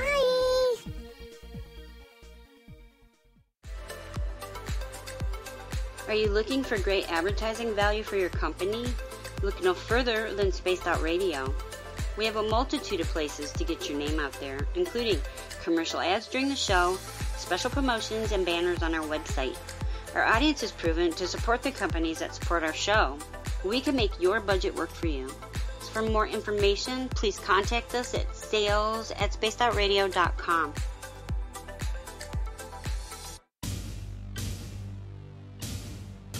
You wanted new SOR gear, and now you can have it. The SOR Vault is fully stocked with t-shirts, hats, hoodies, mugs, and everything in between, with great logos for you to choose from. So head on over to spacedoutradio.com, click on the SOR Vault, and go shopping. Pricing is quite affordable, and you can look good representing your favorite show. So go to our website and pick up your new SOR wear at the SOR Vault today. We're adding to the entertainment online for Spaced Out Radio. I'm Amber Beckrud, and I want to invite you to subscribe to our YouTube channel and check out Cryptid Tales, where I will take you on a journey into some of the strangest legends and lore from around the world, relaying the stories to you of the strange creatures and experiences that people have had throughout time. You can find Cryptid Tales at youtube.com/Spaced Out Radio, and while you're there, don't forget to check out our free archives and leave a comment. See you there. Hey, space travelers, this is John Resig, founder of the Chive and Chive Charities. If you know anything about our website, you know we like to do things a little differently. We're not some faceless organization collecting money for a nebulous cause. Our donor dollars go directly toward life-improving items. Then we give those items directly to an underdog who needs it most. To become a donor with Spaced Out Radio's official charity, Chive Charities, just go to chivecharities.org/donate. We're taking Sunday nights out of this world on Spaced Out Radio. This is Michael W. Hall, also known as the Paranormal Lawyer. Together, we're going to go on an exciting journey into the unknown. I'm going to bring you some of the best interviews in the paranormal and supernatural to start your new week off on a freaky note. So tune in to Spaced Out Sundays with me, Michael W. Hall, only on spacedoutradio.com. From the heartlands of Canada to beards around the world, we know how to take care of you. Fill your follicles with the Mighty Moose Beard Oil.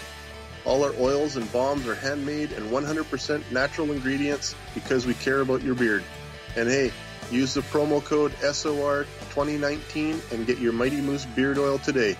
You can check us out on our website, mightymoosebeard.com.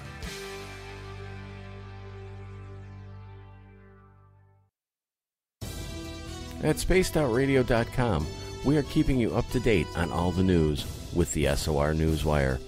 Captain Shirk leads the team that is bringing you the news of the day and exclusive stories on everything paranormal and supernatural. It's free to read, it's updated daily, and it's right there for you. The SOR Newswire is a one-stop shop for the news of the day. Check it out at spacedoutradio.com today. If you like it hot, real hot, then heat up your meals with Bumblefoot hot sauce. Get your Bumblefoot hot sauce today. The sauce, Bumblicious, and the 4 million Scoville unit Bumble. We're going in hot, real hot, coming out even hotter. Keep the milk nearby and tantalize your taste buds tonight. Bumblefoot hot sauce, available now at kajans.com. Cold drinks, great food, and the best music in Vancouver. The Moose Vancouver is the place to be, open until 2 a.m. nightly. Everything on the menu starts at just $6.95. Who serves food that cheap anymore? At the Moose, you'll never know who you'll run into. rock stars, actors, athletes. It's the place everyone wants to be. So join us at the Moose Vancouver, the official party bar of Spaced Out Radio.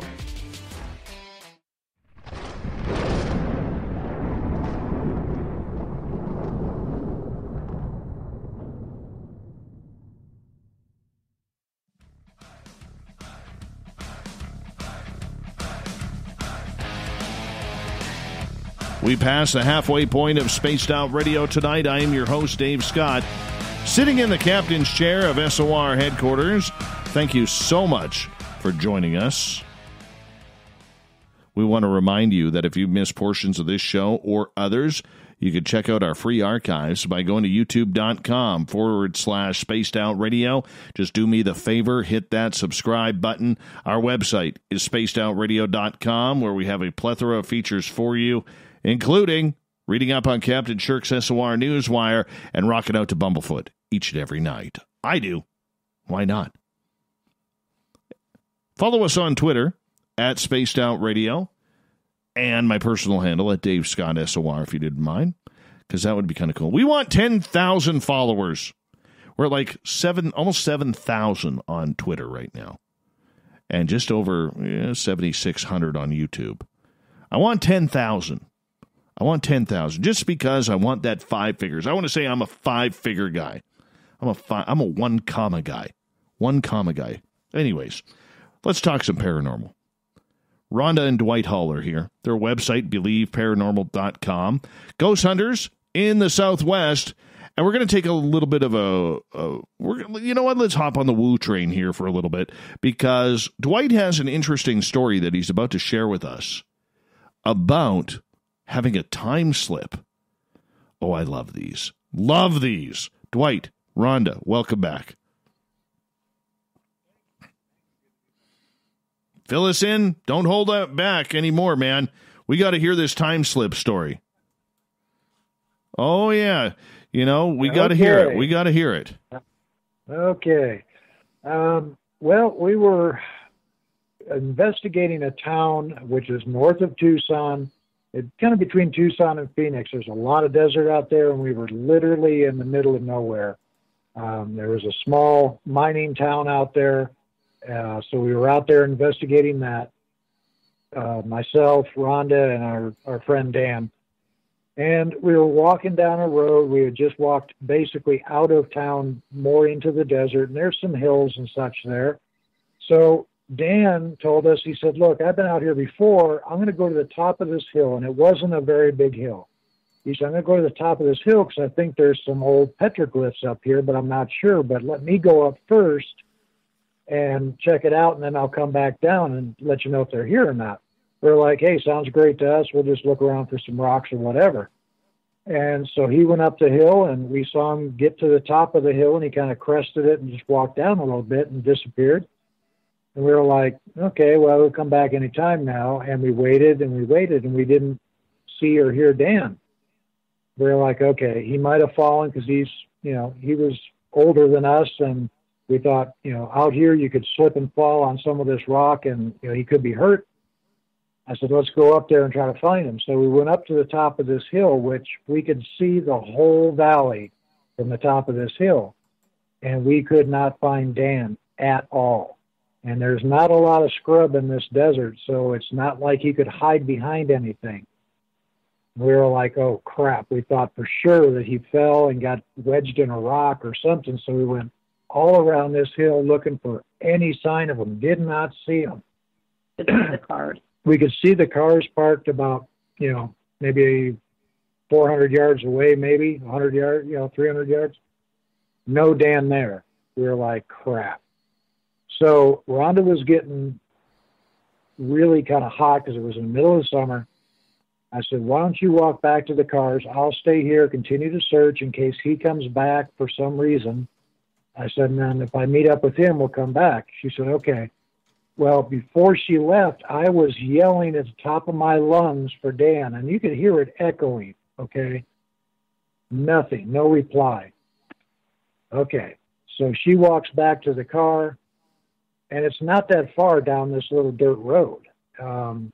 she just got out of my sight, and I was like, okay, I have got to find Dan. And I'm kind of looking around, and I turned to my right, and literally there's Dan about maybe 20 feet from me. And I looked at him. I said, "Where'd you come from?" He said, "Where'd you come from?" He said, "I've been looking all over the place for you." I said, "We've been looking for you too." I said, "I was yelling for you." He said, "I didn't hear a thing." I was yelling for you too. Yeah. And it was like, okay, really? I said, "Dan, level with me. Come on. Where were you hiding?" He said, "I wasn't." He said, "I went back to the cars." And he pointed down the road because we could see the cars. He said, "I went back to the truck." He said, "and I was beeping my horn so you could hear me and just come there." I said, "Dan, we didn't hear a thing." I said, "Where did you come from?" He said, "I just walked from the truck up the road here and saw you." I said, "Rhonda just walked down that road." I said, "When did you see her?" He said, "I didn't see her." I said, "Come on." He said, "I didn't. This road is, I don't know, 6 feet wide with nothing in the desert. I mean, you can't hide somebody out there. You cannot walk past somebody without you seeing them." And it was, I don't even know how to explain it. So we walked down the road towards the cars. Rhonda had just gotten in the car. She said, "Where'd you guys come from?" I said, "Well, Dan was right there by the road after you walked down." She said, "Where'd he come from?" I said, he said he came from the car." She said, "I didn't see him. I just walked there." And it was just like a total, mind blown. One of us went into a time slip, either him or us. And I have to think us, because he went to the truck and interacted with the truck and everything else. Right, honked and everything. And we heard nothing. Everything was just dead quiet out there. Like everything looked the same. So like we were like 5 minutes apart or in a different it was a time. I don't know what happened. It was bizarre. And so we started talking to Dan, like a couple days later, because this was really bothering us.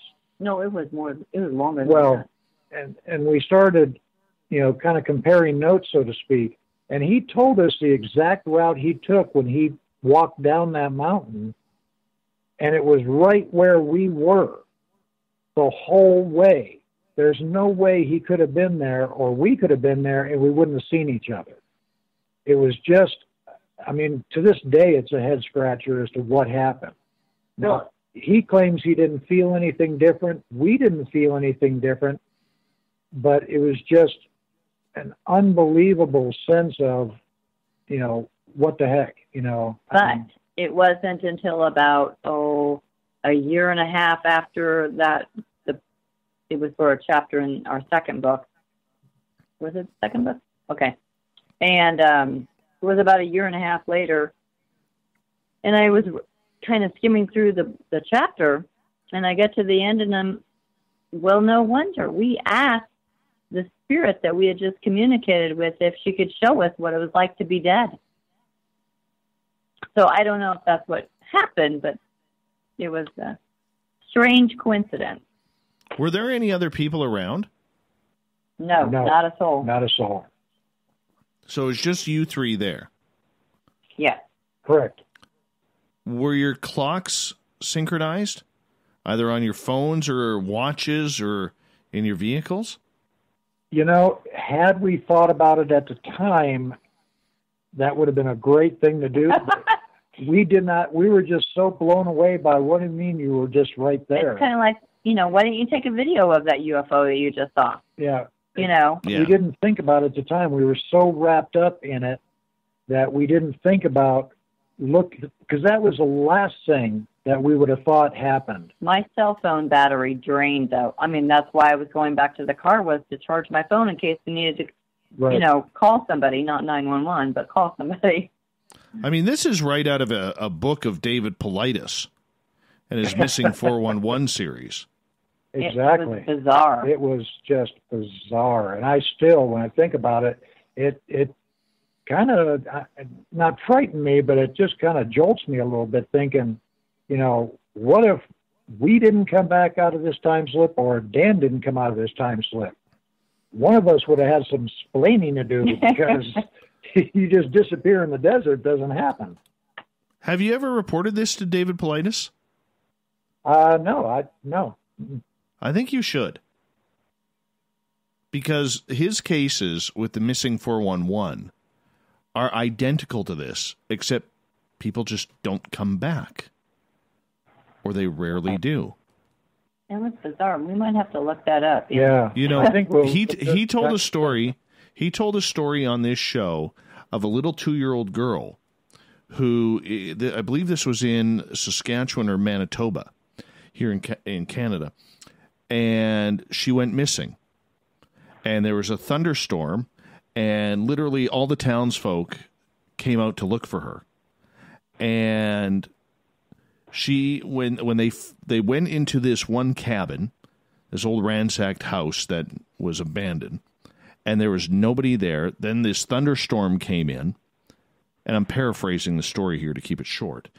And somebody decided to check that old rundown farmhouse again, and here was the child naked playing in the bathtub. Oh my God. Wow. And so when they asked the little girl where she was, she pointed up on the hill. Well, they had set campfires on every hill. And if you see Saskatchewan, okay, Saskatchewan's, flatter than a piece of drywall. And they have these little bumps that they call hills, and they set up bonfires on each one so everybody could see where each other were. And this little girl said that she was up on one of those and then was carried down into the house and put there during the thunderstorm. Wow. When she was found. Yeah. It's amazing. Wow. Amazing. I would highly suggest talking to David Politis about this because, like you said, either you guys went for a ride somewhere or your buddy did. One of the two. Yep. Right, and we don't know which, but one of us, went, and it was scary, and it was, not at the time because we didn't realize what happened. We were still trying to figure all this out, and like I say, when it, we were talking about it and getting, comparing notes basically, it was like, holy crap, what happened? And, I think it was either Rhonda or I said it had to be a time slip or we went into another dimension or something because you can't pass somebody on a 6-foot dirt road and not notice them. I mean, it just doesn't happen. Well, and even in the desert, beside it, it's all the rare bushes that are out there are like 2 feet tall. You can't hide a grown person. Yeah, you have to do that. Well, considering, Rhonda, you would have had to walk by this gentleman. Yes, and I didn't. Well, I did, apparently, but we must have been in different dimensions. That is just I don't even know. That is just so weird. How are you guys feeling during this? Here's what I imagine, and I'm sure many of the audience imagine right now. You probably didn't have a lot of time to actually think of anything because of the fear of your friend missing and vice versa for him. Exactly. We were, Yeah. Go ahead. Looking at the time or your watch or anything that we would normally profess to do, like you mentioned, cameras and UFOs, that's not even on your mind. You're just trying to figure out what the heck happened to your buddy. And in the meantime, he's running to his car, honking the horn. So why do you think... Yeah, let me ask you this. Why do you find or think, Dwight, that it was you and Rhonda who had this time slip?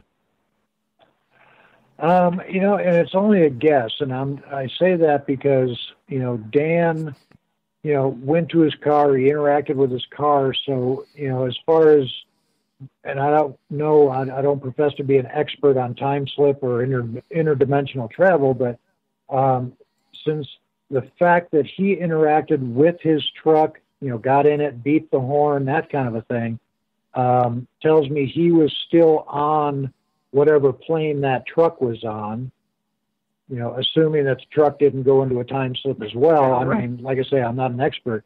We were just in the desert. We were not interacting with anything other than the desert. So that's the only reason that I say that maybe we went into the time slip. And that desert hasn't changed in probably several hundred years. Yeah. So that's the only reason I say that Dan probably stayed in the now and we went elsewhere for, probably 30 minutes. What do your spirit guides say? I don't know. My spirit guides aren't talking. I know it sounds funny, but they were not even in the picture during any of this. No. And I didn't think to, spirit, my Archangel Michael, what do you think? No, that was not even on my mind. You're in a panic. You're trying to find the person that you came there with. No. Yeah. And I understand that, but have you tried talking to your spirit guides now about it? Just to see what they would say? No, I haven't. No, we haven't. That really honestly never even crossed our mind, to be honest with you. We're trying to think of logical, outside the paranormal, logical reasons.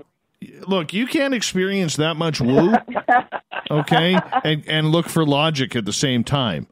It's impossible. But we still try to be, factual and, trying to find the logical reason before we jump to. But I know there's no logical with that. So I get that. And you didn't feel any different, and neither did your friend. No, not a bit. Hot and exhausted. No. Yeah, that's what really was kind of disturbing. Is there wasn't any visual difference. I mean, the sky still looked the same. The desert looked the same. There wasn't any tingling or any kind of there wasn't any different feeling physical at all. Feeling.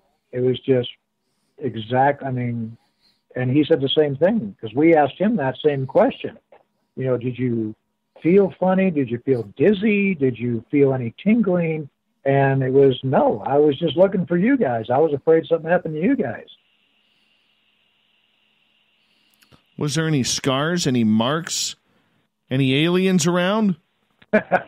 No, darn it. No, not even any aliens, which that really ticked me off. But it is, it is an ancient native site. Yeah, it's an ancient ceremonial site we found out later. Right near there was a terrace garden, so there had to be a village nearby, and these were the Hohokam Indians. So, I don't know. Maybe we can find a living ancestor or descendant and ask him if there's some magic woo-woo over there. How long ago did this happen again? 2017 or 18. Yeah, about 2 years ago, roughly. And this one hasn't sent you off the deep end? No, actually we went out there not too long ago trying to find the road that we went down. But it was... Well, this is another caveat to the story. We went out there again, and we went out there several times before this happened, so we know the area very, very well. We went back out there not long ago to try to find the road that we walked down. With friends, and we could not find that road. We found the general area, but we could not find that road. We followed the road for a while, and it did not go to the mountain. Yeah. So I don't know where we were. Oh, this just keeps getting stranger. Even more weirder, right? It just keeps getting stranger. And no, we haven't lost our minds, but it's something that every once in a while we'll sit here and talk about and think about and say, what happened? Because we still don't know. And we have like 6 friends out there. We're trying to show them this place so we could try to recreate, right? We couldn't even find the road. I swear to God, this is the road. It was right here. I don't know where it went. That is so strange. What's the energy like in that area? Well, I feel like it's a good energy. It is a good energy, but it's very tactile. I mean, for us, when we go in there, we can actually feel it. around us as far as the human energy and the energy of just the area. Now, this area was underwater, 40,000 years ago or something? That's a long time ago, but we have actually found fossilized shells in the same area. So I don't know if that has anything to do with it. I don't know. Just throwing it out there. Yeah. We're open to any theories out there because we're certainly still scratching our head. Yeah, I would get in touch with David Politis about this because this is what he deals with. Yeah, this is what he deals with on a daily basis. CanAmMissing.org is the website. CanAmMissing.org. Okay. Yeah, we'll write that down too. I would seriously, because there may be cases of people who've gone missing in that exact area that he may know about. Well, that's true. That would be a good thing to compare notes on. Yeah, he'd be a good resource. So here's the screwed up thing. If you found your friend on the timeline and you guys were the one who disappeared, where was your friend on the previous timeline or the new timeline that you went on if his car was there? Right. That's exactly. That's something that we've tossed about many times. Where on this, this time slip was that? I don't know. Oh, I love stuff like this. There's just so many unanswered questions, and for your listeners out there, we have gone back to try to recreate it in an area that we know very well, but we cannot find that exact location, which is really bizarre because I am highly trained for the military, search and rescue. I know how to read terrain and everything else, and I cannot find that exact spot. It was so frustrating. So frustrating. Were you even there? Well, that's a good question. That's a good question. I don't know. I mean, yeah. Who knows? Maybe you were taken by aliens and they just showed you that picture. Yeah, I don't know. And the weird part is, after, all three of us had talked about it over the course of time, Dan, I remember Dan telling me one time, he said, and those petroglyphs should have been on the top of that hill. He said, I've been up here before. Oh, he had been there several times before. And he said, there was just gets weirder. There. Yeah. That that's just gets weirder. Yeah. It's like that mountain, either the road or the mountain or both come in and out of time. Yeah. I don't know.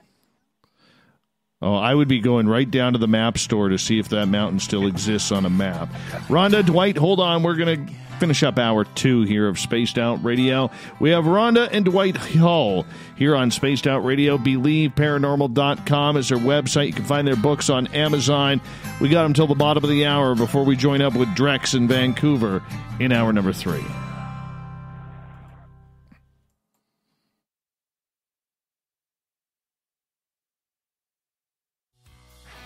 Hi there, this is the paranormal lawyer Michael W. Hall. I'd like to invite you to listen in each Sunday night where we're going to open up your eyes to everything strange and paranormal. I will be hosting some great guests with topics that affect us all, such as UFOs, ghosts, and everything paranormal.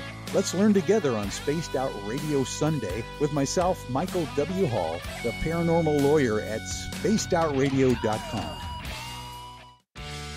Hey everyone, I'm John Edwards. And I'm Stacey Edwards. Together we're taking over Saturday nights on Spaced Out Radio, where we're going to bring our own experiences of the paranormal and talk to the best people we can find to help bring you answers to your strange tales. We're here to entertain your need for weekend woo! So tune us in at spacedoutradio.com starting at 9:06 Pacific, 12:06 a.m. Eastern, where we can all get a little spooky together. Spaced Out Saturday nights right here at spacedoutradio.com.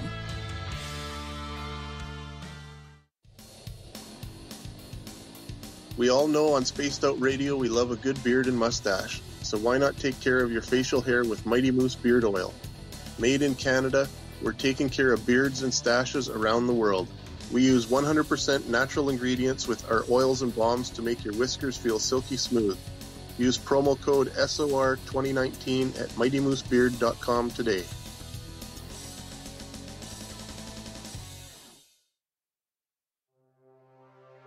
We are scouring the world for the most intriguing stories of your day. Take the time to read up on the SOR Newswire, where our team, led by Captain Shirk, will deliver to you some of the best paranormal and supernatural news, along with some stories that will blow your mind from the weird to the wacky. It's the news outside the news that piques interest, and that's what we're looking to deliver to you. The SOR Newswire, only at spacedoutradio.com. Hey, space travelers, this is John Resig, founder of the Chive and Chive Charities. If you know anything about our website, you know we like to do things a little differently. We're not some faceless organization collecting money for a nebulous cause. Our donor dollars go directly toward life-improving items. Then we give those items directly to an underdog who needs it most. To become a donor with Spaced Out Radio's official charity, Chive Charities, just go to chivecharities.org/donate. The party is always on at the Moose Vancouver. The Moose Vancouver is where you want to be when visiting Canada's West Coast. Open until 2 a.m. nightly, the Moose cranks up the rock while serving some of the best rated food in the city. The menu starts at $6.95. Why party anywhere else in Vancouver when the Moose is right there? Get your horns up and rock with the Moose, the official party bar of Spaced Out Radio. Hello, Space Travelers. It's me again, Carl. Don't forget to join the Space Travelers Club for just $5 a month and follow Spaced Out Radio on Twitter at Spaced Out Radio. Our Instagram, Dave Scott SOR. Our Facebook page is Spaced Out Radio Show. Our archives are free at youtube.com/Spaced Out Radio. Come woo it up with Spaced Out Radio today. Bye! For the price of 1 cup of coffee a month, you can become an SOR Space Traveler. The Space Travelers Club is a place where you can interact with other listeners, either live during the show or on our great forum. We want your stories, pictures, comments, and ideas. You'll get live video streams, exclusive content, and be a part of our newsletter. Stay in touch with everything SOR. The Space Travelers Club is just $5 a month at spacedoutradio.com.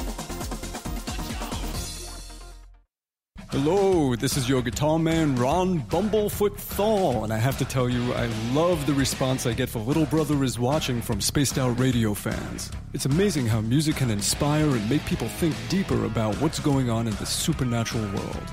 You can head over to my website, bumblefoot.com, to check out my music, my guitar workshops, my touring, even check out some of the hot sauces that I'm working on. And make sure you keep on listening, because with Spaced Out Radio, you know Little Brother is watching. So, you love talk radio? Then you'll love TalkStreamLive.com. TalkStream Live is always on, 24/7, with the best streaming talk shows. Find your favorite talkers and discover some new ones. It's free, readily available online or on mobile with any smartphone or tablet. Finding your favorite talk shows all in one place has gotten a whole lot easier. Just go to TalkStreamLive.com. Be sure to download the free apps from Google Play or the iTunes App Store. Looking for creative ways to get your company out in the public? How about advertising on Spaced Out Radio? Our sales department is waiting to hear from you, and we can work around any budget. From commercial spots to banners to special promotions, there are many opportunities to get your name and product out to our SOR listeners. For a price guide and more information, please contact us at sales@spacedoutradio.com. Hello everyone, this is Ryan Stacy from the Experiencer Support Association, otherwise known as TESSA. We're glad to team up with Spaced Out Radio to help investigate your experiences on the SOR Sightlines Report. Together, we'll investigate the strange sightings and occurrences you've had. We're looking for answers just like you. So fill out a Sightlines Report on the Spaced Out Radio website and let's figure out what's going on together.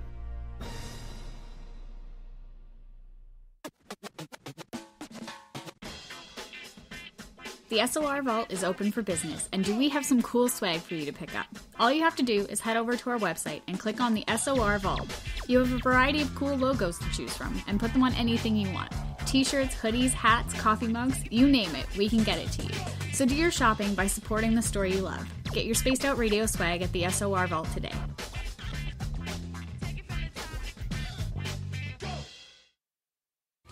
We're adding to the entertainment online for Spaced Out Radio. I'm Amber Beckrud, and I want to invite you to subscribe to our YouTube channel and check out Cryptid Tales, where I will take you on a journey into some of the strangest legends and lore from around the world, relaying the stories to you of the strange creatures and experiences that people have had throughout time.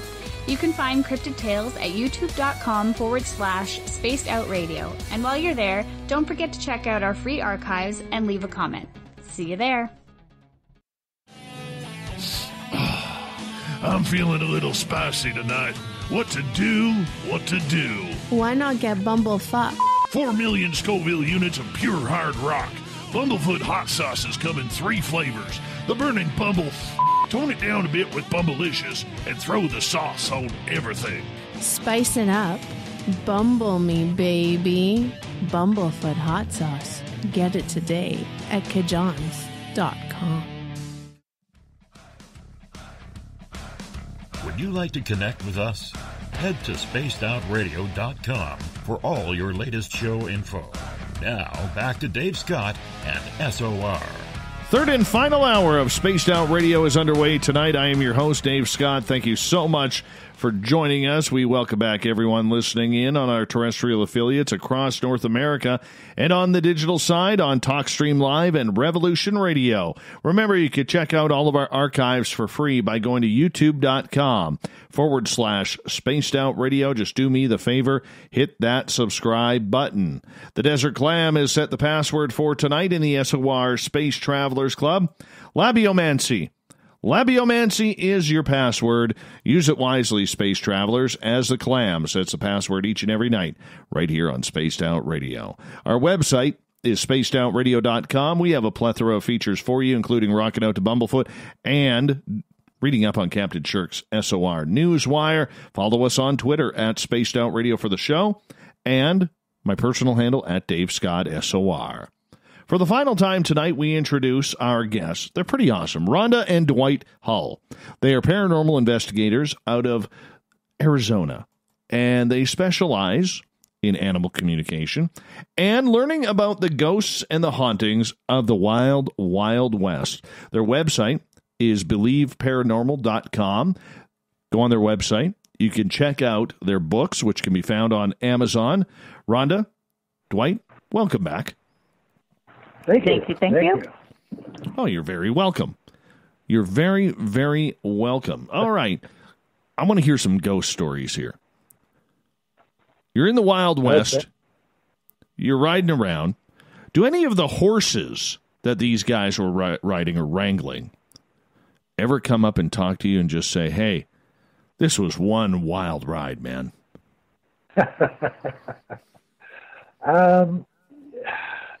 Nothing like that, but, I have encountered, spirit horses in places where there's been battles with the Apaches and with the soldiers at Fort Huachuca here.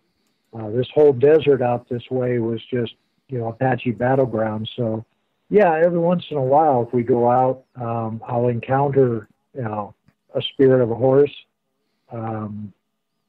Kind of show me a little bit of the battle. So I guess that kind of falls in what you were asking. Yeah. Not in so many words, but they kind of show me the battles and, basically who that horse belonged to and, how they died and that kind of a thing. It doesn't happen all the time, but, on a rare occasion. Interesting. Well, one of the things that area had was a lot of battles. It was cowboys versus the bad guys. It was with the First Nations and the big battles with them and the Spanish and everybody like that. What kind of spirits come to you the most, or does it depend on the area? Depends on the area, for sure, absolutely. If we're in just an old ghost town, you never know. You might get just some townfolk person. You might get a miner. It could be anybody. If we're at a fort, it could be, again, a Native American or military or people who work there. So, like, contractors would be today, only just normal folks. Yeah, we've run into, Irish, German, of course, Native American, just about, everybody from overseas, any kind of nationality overseas. They all came here at some point to either try to seek their fortune or to work or whatever. In the military. Or in the military. Right. So it's a grab bag when you go out in this desert as to who you're going to talk to. We just went to one of my favorite forts not too long ago. We went with a couple of friends, and we went to the cemetery there to try to talk to somebody who had won the Medal of Honor from back in the 1870s. And so we were sitting near his grave, and Dwight had not really drank enough water from where we parked all the way up this trail. And so he started to get dizzy. I had just sat down, and he almost fell over on me. He was really lightheaded and dizzy. And we had the recorders running, and later when we reviewed it, we were, expecting to get maybe the voice of this soldier. No, we got a Native American in Mescalero Apache saying, "You need to go to water." Clear as a bell. Can you hear the battlegrounds? Can you hear the battlegrounds? At that place, yes, I did. That was it was called the Battle of Apache Pass. I actually talked to a soldier who was involved in that battle. I was not expecting this at all. I went there specifically just to talk to the Native Americans, or try to, and then this soldier came through. I not only spoke to this soldier, I got his first and last name, which Rhonda later, when we got home, researched it and found him, who was there at that time. He saw the cord on his hat. Yeah, the color of his so cord. We knew. So he was artillery. Right, we knew where he belonged in the military. Yeah, I mean, I saw him very, very clearly. He even told me that the sign that was there that said the Battle of Apache Pass happened here, he said, no, it happened this way, and he kept pointing the other way. So I was like, okay, and we went back and researched again later. I found an article written by, And it was exactly where the Spirit told me it was, not where the sign was.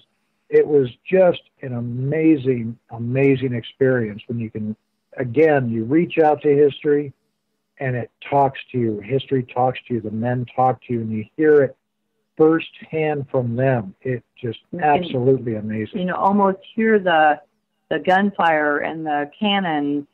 It becomes very real, like you are time traveling. Outside of asking for gold, have any of these spirits ever shown you or led you to any sort of artifacts to prove their point? Short answer, yes. A lot of the places we go, I feel led, not verbally, they don't speak to me, but I just kind of feel, lack of a better term, the energy leading me somewhere to a specific area off the path or off the beaten path, so to speak. And yes, I will find, different artifacts from that time period.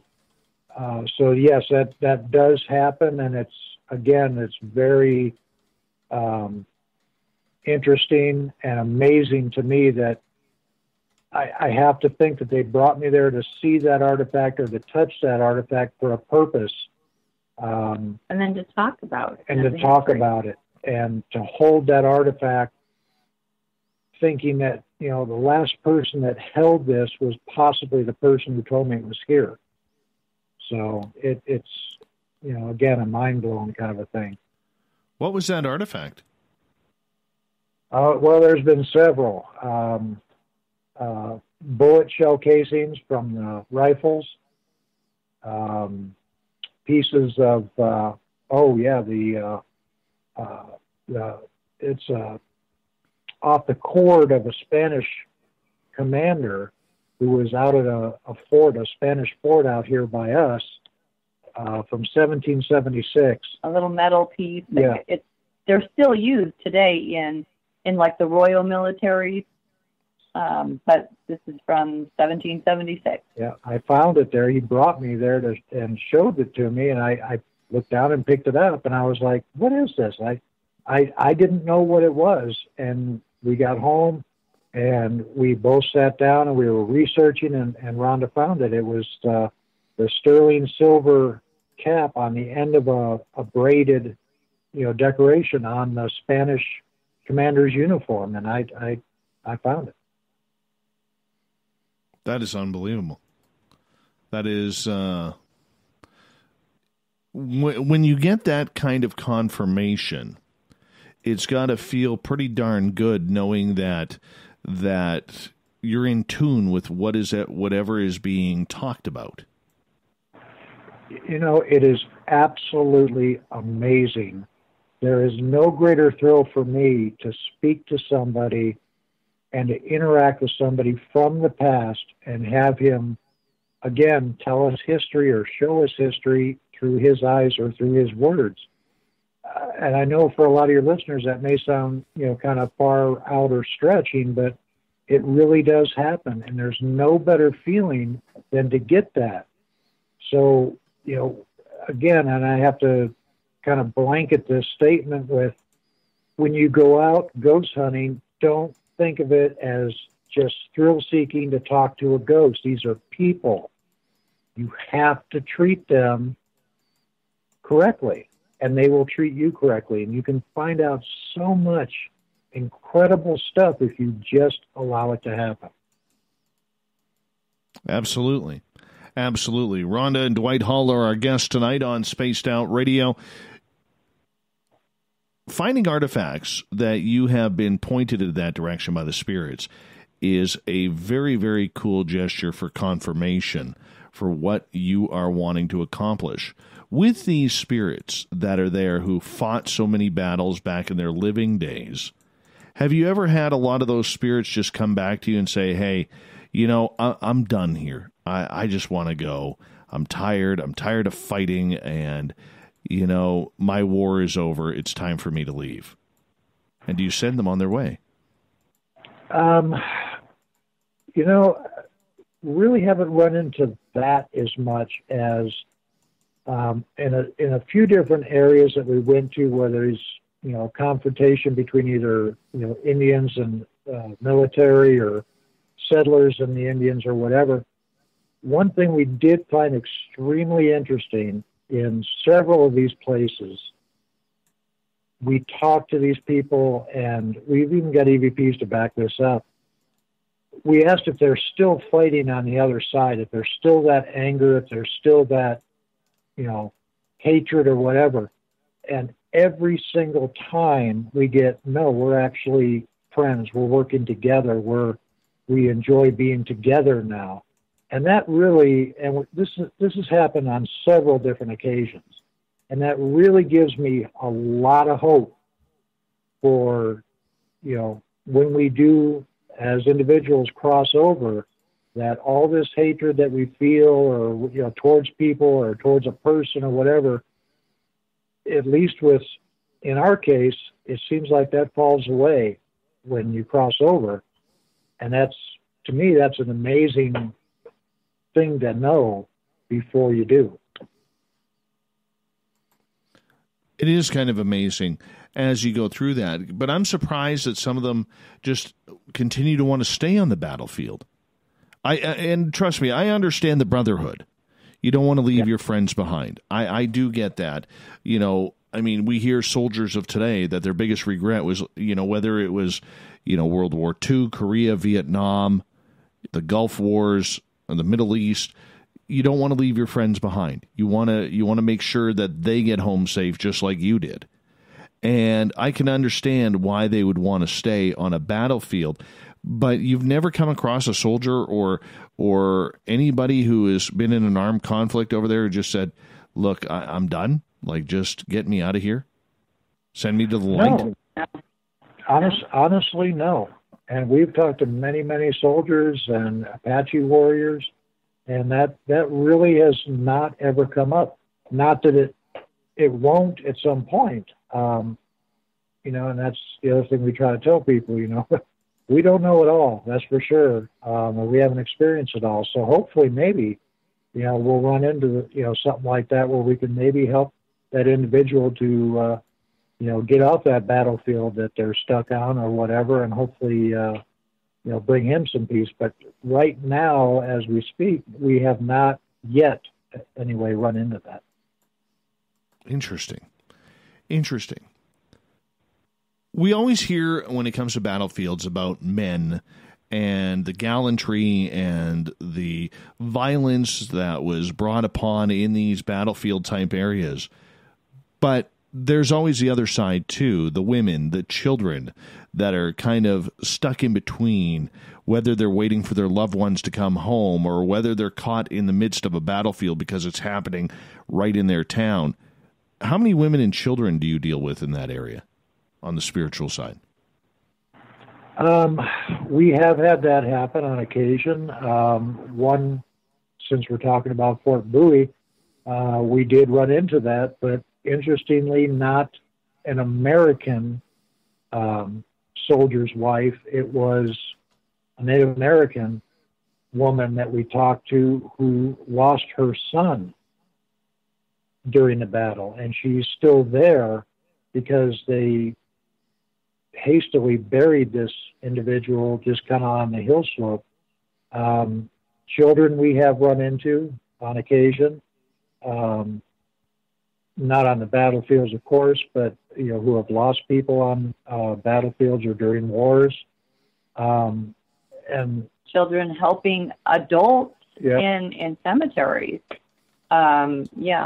Children were much more. They suffered a lot. Back then it was a whole different time, but they were also had such responsibility, I guess is the word. And, make no mistake, it's when we run into something like this, it's heart-wrenching. It really, really is. And it affects us on a very deep level. The whole ride home from that area, we get home, we talk about it, and it stays with us and it affects us. But that's what, kind of happens when you do this type of work is you don't always run into the happy ones. You run into the ones that, are not so happy but still don't want to leave. How much of those battlefields contains the remnants of huge battles between the Americans and the Spanish coming out of Mexico? We have run into several of them. When I'm trying to think of his name, Pancho Villa came over. And there was a lot of battles down this way between, his troops and the American troops. There's a lot of battlefields down here like that. And we do run into that on occasion, too, depending, again, what area we're in. A lot of, the Spanish or the Mexican and the American, or the Spanish and the Apaches, or the Americans and the Apaches. This is a very turbulent area down here, which is, why we stay so busy, I guess you'd say, because there's always a place to go down here. With those type of hauntings that are happening, and the desert being arid, a lot of people, whether they're mob hits or wherever, they tend to, come into bad areas around deserted places. Have you ever come across somebody of this, say, the last 50, 60 years where they've asked you for help in the desert because they've gone through a very traumatizing time which led to their death? The closest thing I can relay to that is we were on our way walking to a ghost town. Our railroad track. Yeah. We were on our way walking to a ghost town that we frequent quite often. It's a town called Charleston that was very much in play during the Tombstone heyday. And to get there, we have to walk down an abandoned railroad track. So we just got there. We got up on the railroad track. We started walking down, and you can see, railroad tracks, you can see a long way down the railroad tracks. We were talking with each other, and we look up, and here's this kid, early 20s, walking towards us. And he just like, all of a sudden he was there kind of a thing. We look down and look up, and there he is walking towards us. And what was interesting to us immediately was that he wasn't dressed to be hiking. He was in like docker pants, a polo shirt. This is the desert. This was summertime, and he wasn't sweating. He wasn't carrying water. No backpack. No backpack. But when he passed us, the only thing he said to us was, make sure you stay hydrated. We're like, yep, no problem. We got our water. And literally about 2 seconds later, it dawned on me that I could not hear his footsteps on the cinders of the railroad bed. We turned around and looked. He was not there. Not there at all. And we were like, okay, that was weird. And the reason I brought that story up is later we got home and Rhonda researched it out, found him. He was 15. Yeah. Tall. He was just a tall kid, but he had passed away not there, but close to there in a car accident, modern times, only, a few years ago. But that was one of his favorite locations that he was an athlete in high school, and that was one of his favorite locations to run, basically. Oh, wow. So we actually got hold of we actually found his sister who lived around here, and we told her all about it, and she told us a lot of things about him. And it was a very emotionally good thing for the sister to know that he was still he was a very caring guy, always looked out for people, so still doing it in the afterlife currently. So once again, Wonderful. we were able to help out somebody. So that was a good experience that we had. Rhonda, Dwight, I hate to say this, but it's time for us to say goodnight on this portion of the show. You were absolutely amazing. Time flew right on by. We definitely have to stay in touch and do this again. Absolutely. Thank you so much for having us on. We had a great time, and we would love to come back anytime. Oh, we'd love that. We would absolutely love that. You hold on, because I just have to take this out to commercial here. Let's remember, Dwight and Rhonda Hull, their website. Their website is BelieveParanormal.com. Find their books on Amazon. Coming up next, we're going to join up with Drex in Vancouver, go over some UFO and strange news as we simulcast right across Canada next on Spaced Out Radio.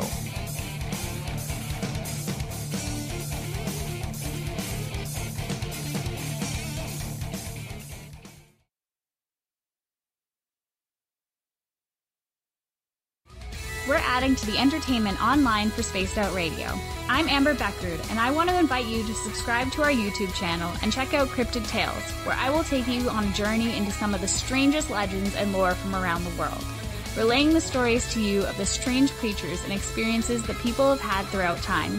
You can find Cryptid Tales at youtube.com/Spaced Out Radio. And while you're there, don't forget to check out our free archives and leave a comment. See you there. Need that weekend supernatural fix? Look no further than Spaced Out Saturday right here at spacedoutradio.com. I'm Stacey Edwards. And I'm John Edwards. Each Saturday night, Stacey and I are going to bring you the best in paranormal, cryptids, UFOs, you name it, and we're going there. It's all about the experience and to share the knowledge with all of you. So tune us in every Saturday night on Spaced Out Saturdays, starting at 9:06 p.m. Pacific, 12:06 a.m. Eastern, only at spacedoutradio.com. Hello, this is your guitar man, Ron Bumblefoot Thal, and I have to tell you, I love the response I get for Little Brother is Watching from Spaced Out Radio fans. It's amazing how music can inspire and make people think deeper about what's going on in the supernatural world. You can head over to my website, bumblefoot.com, to check out my music, my guitar workshops, my touring, even check out some of the hot sauces that I'm working on. And make sure you keep on listening, because with Spaced Out Radio, you know Little Brother is watching. We all know on Spaced Out Radio we love a good beard and mustache, so why not take care of your facial hair with Mighty Moose Beard Oil? Made in Canada, we're taking care of beards and stashes around the world. We use 100% natural ingredients with our oils and balms to make your whiskers feel silky smooth. Use promo code SOR2019 at MightyMooseBeard.com today.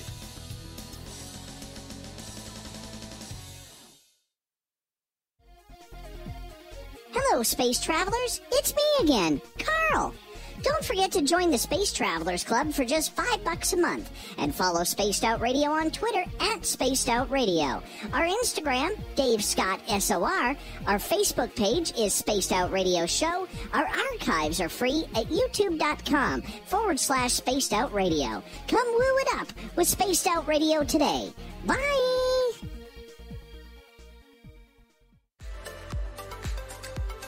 Are you looking for great advertising value for your company? Look no further than Spaced Out Radio. We have a multitude of places to get your name out there, including commercial ads during the show, special promotions, and banners on our website. Our audience is proven to support the companies that support our show. We can make your budget work for you. So for more information, please contact us at sales@spacedoutradio.com. If you like it hot, real hot, then heat up your meals with Bumblefoot hot sauce. Get your Bumblefoot hot sauce today. The sauce, Bumblicious, and the 4 million Scoville unit Bumble. We're going in hot, real hot, coming out even hotter. Keep the milk nearby and tantalize your taste buds tonight. Bumblefoot hot sauce, available now at kajans.com. Hey everybody, the SOR Space Travelers is open. For just $5 a month, you can hang out with Dave and our crew privately in our members-only section. With your signing, you'll receive newsletters on what's going on with Spaced Out Radio. You'll have direct contact with the host during the show in our chat, live streaming videos, and a great forum for your posts and more. Become a Space Traveler now at spacedoutradio.com.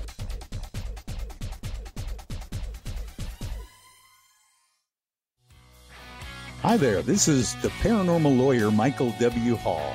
I'd like to invite you to listen in each Sunday night where we're going to open up your eyes to everything strange and paranormal. I will be hosting some great guests with topics that affect us all, such as UFOs, ghosts, and everything paranormal.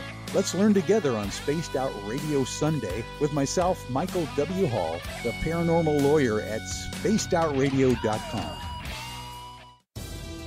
At spacedoutradio.com, we are keeping you up to date on all the news with the SOR Newswire. Captain Shirk leads the team that is bringing you the news of the day and exclusive stories on everything paranormal and supernatural. It's free to read, it's updated daily, and it's right there for you. The SOR Newswire is a one-stop shop for the news of the day. Check it out at spacedoutradio.com today. Hey Spaced Out Radio fans, it's John Resig, founder of the Chive and Chive Charities. Our goal is to make the life of veterans, first responders, and those with rare medical conditions 10% happier. We do this by donating one grant item, ranging from dance to therapy programs to prosthetic limbs, to those who need it most. To contribute to Spaced Out Radio's official charity, head over to chivecharities.org and become a donor today. You wanted new SOR gear, and now you can have it. The SOR Vault is fully stocked with t-shirts, hats, hoodies, mugs, and everything in between with great logos for you to choose from. So head on over to spacedoutradio.com, click on the SOR Vault, and go shopping. Pricing is quite affordable, and you can look good representing your favorite show. So go to our website and pick up your new SOR wear at the SOR Vault today. Cold drinks, great food, and the best music in Vancouver. The Moose Vancouver is the place to be, open until 2 a.m. nightly. Everything on the menu starts at just $6.95.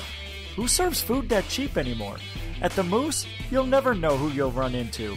Rock stars, actors, athletes. It's the place everyone wants to be. So join us at the Moose Vancouver, the official party bar of Spaced Out Radio.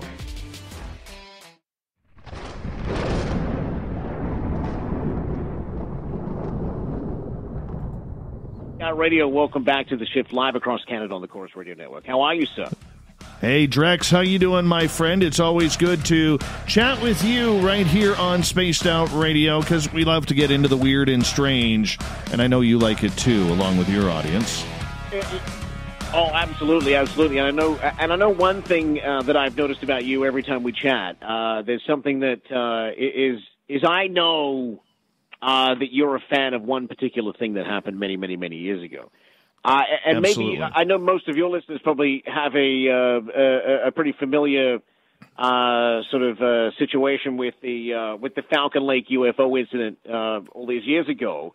But for our listeners, tell them what happened this week 53 years ago. Well, on May 19th, 53 years ago, a gentleman by the name of Stefan Michalak was deciding that he was going to be going to look for some prospecting, looking for little nuggets and agates and stones out on one of the riverbanks and lake banks of Falcon Lake in Manitoba. And as he's walking across, he sees this thing that is sitting on the ground.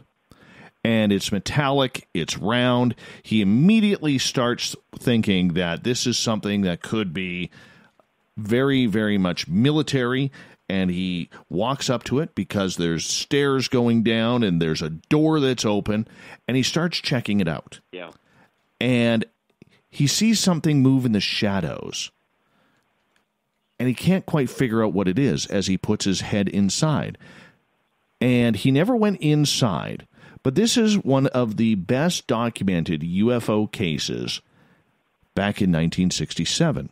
Now, the interesting part about this on a political side was that Paul Hellyer, who now admits that UFOs are real and that Canadians and Americans have been in contact with extraterrestrials, was the defense minister of Canada as this incident happened.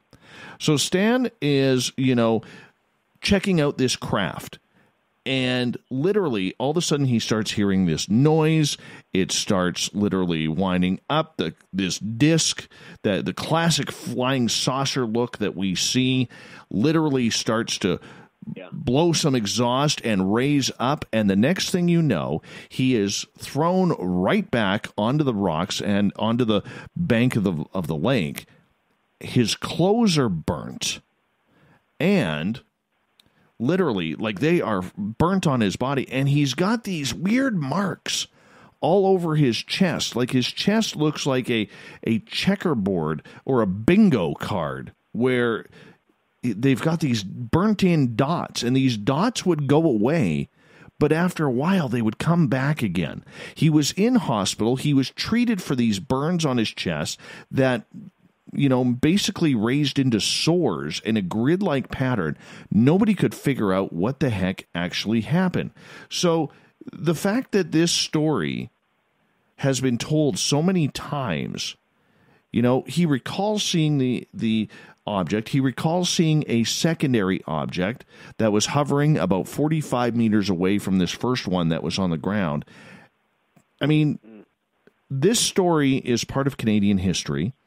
Last year, in 2018, everybody was inundated in the UFO community when the Canadian Mint actually made a special coin of the Stefan Mikulik case.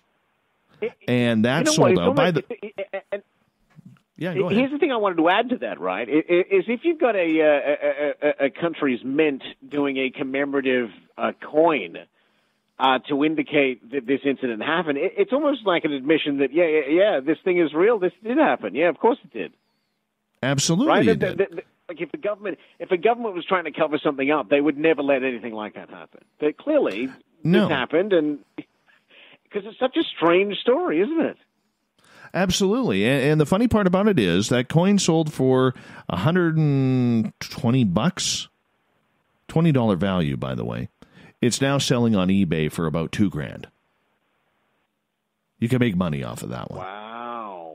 How many, do you know how many were struck or what?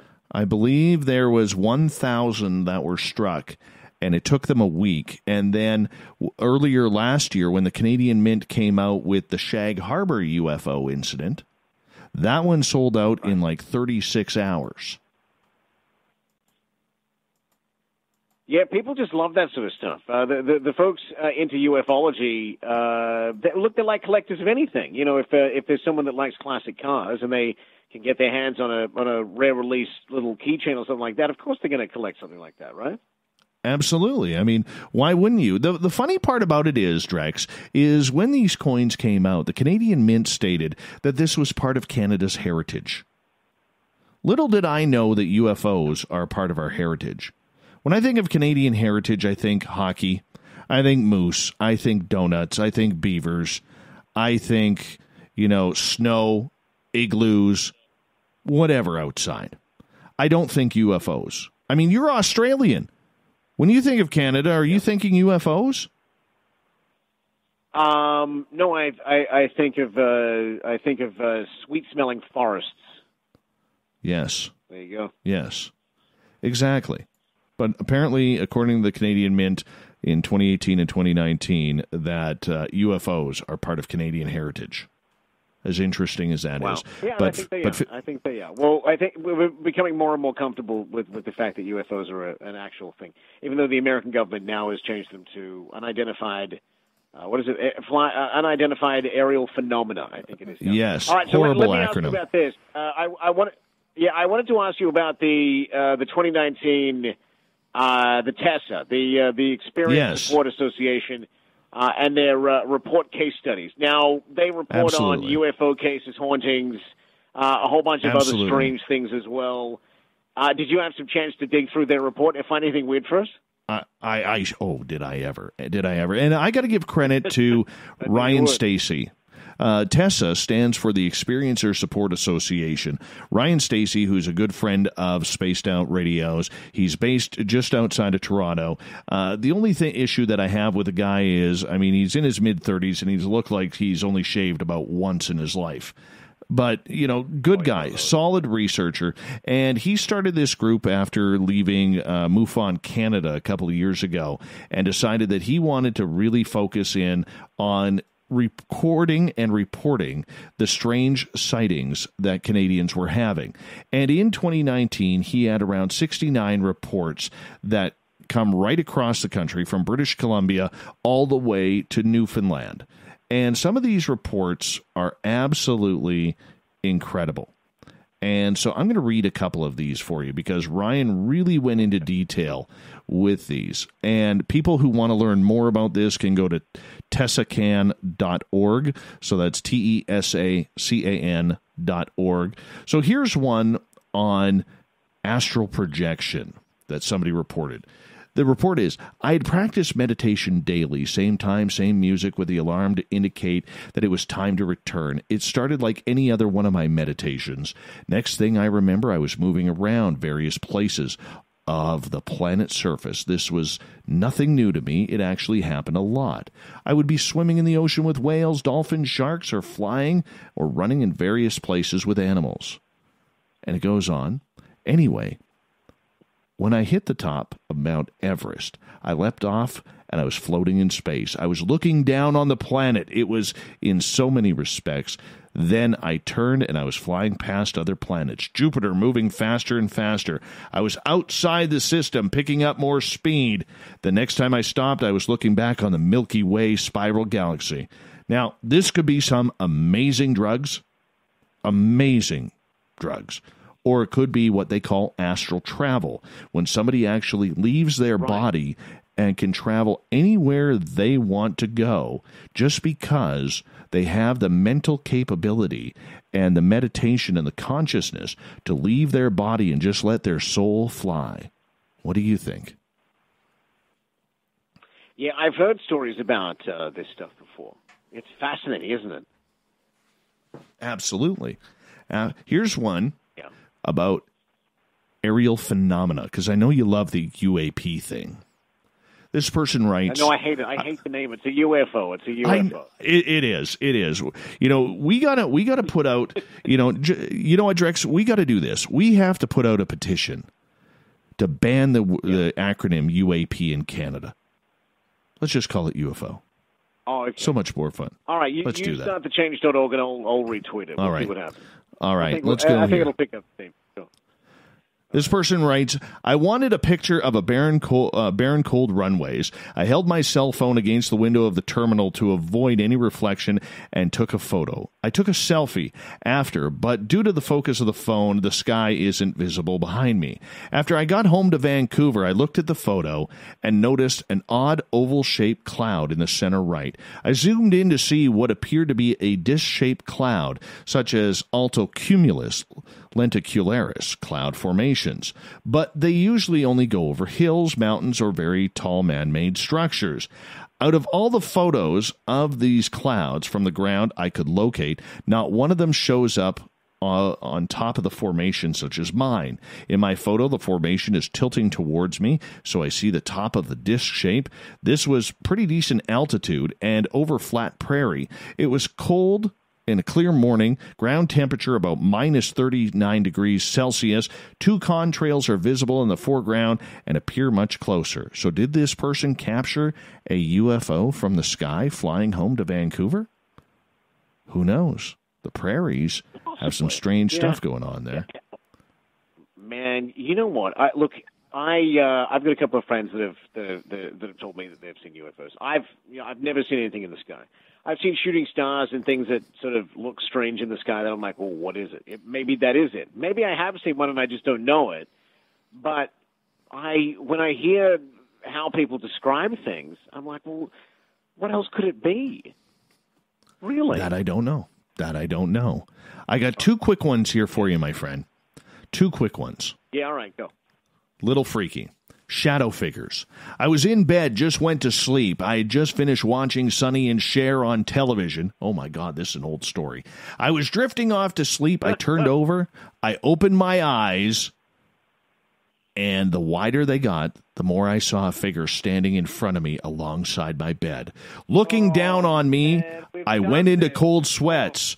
I wanted to get out of bed, but I couldn't. I felt held down even though I wasn't touched. I stood up on the bed. The entity put its arms out with his hands open and pushed towards me. Immediately after I was pushed to the corner of the room where I was held, he dragged me across the wall. I was screaming and kicking for, there's a name redacted, and then laid me on my back. He never touched me during this experience. I was shoved against the headboard and held there. I felt cold pain in the back of my head, into my spine, throughout my body. It pulled its hands back and the pressure and pain went away. Next thing I remember was waking up and going to work feeling refreshed as if I had 8 hours of sleep. What? That is bizarre. Oh, yeah. That is a strange... Right. Oh, my goodness. All right, final one. Final one.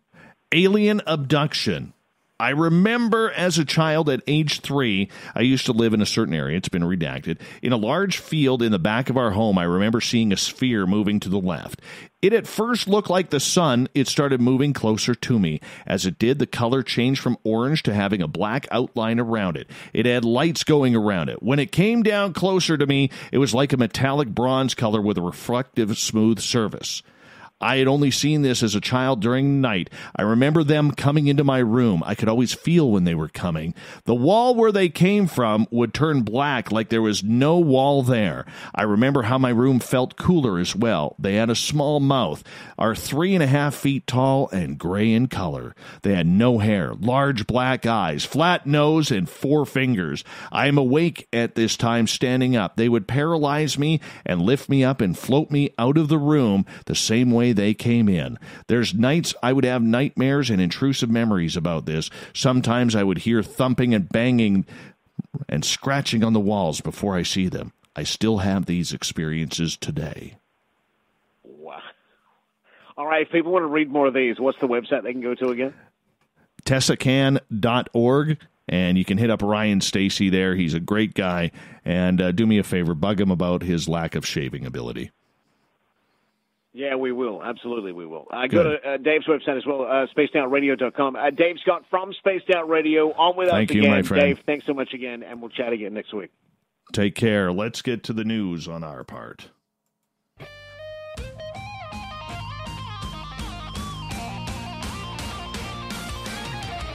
That was fun. That was a lot of fun. Do-do-do-do-do-do. The news is always changing, which is why we bring you the SOR News Wire, the back end of every show where we get to the weird, the strange, the wacky, and sometimes messed right up. We only got time for one story before we got to get to the thought of the Dave. Let's go with Florida Man, because it's always just clutch, isn't it? Florida man was charged with kidnapping and false imprisonment after forcing a 17-year-old girl to drive him and another woman through a COVID-19 checkpoint, police said. I am relieved this suspect is currently sitting in jail and the young victim in this case was not seriously hurt, Monroe County Sheriff Rick Ramsey said in a statement. Authorities alleged the incident started on the morning of May 21st when Alexander Michael Sardinas and his 43-year-old lover attempted to enter the Florida Keys in a rideshare taxi without identification. The Florida Keys have been closed to visitors since the virus outbreak. The closure is enforced with a checkpoint. Police said the two Florida Key residents were turned away. A short time later, a Florida highway patrolman said he spotted the two in an argument half a mile from the checkpoint and gave them a courtesy ride to nearby Florida City. The two then allegedly went to a Publix shopping parking lot. And yeah, this is where they basically told the young lady to drive them to the Florida Keys. And if she refused or touched her cell phone, she would be in trouble. Police said the victim then drove to the checkpoint, showed her license with the Florida Keys address. Detectives said she did not say anything to the deputies because she was so scared. The victim dropped off Sardinas at a gas station, the female at a pharmacy, and then called a family member who called police. They found the two in their different locations. They were arrested. The girl was unhurt. And that is the good news. And Florida man didn't get to see much of the Keys.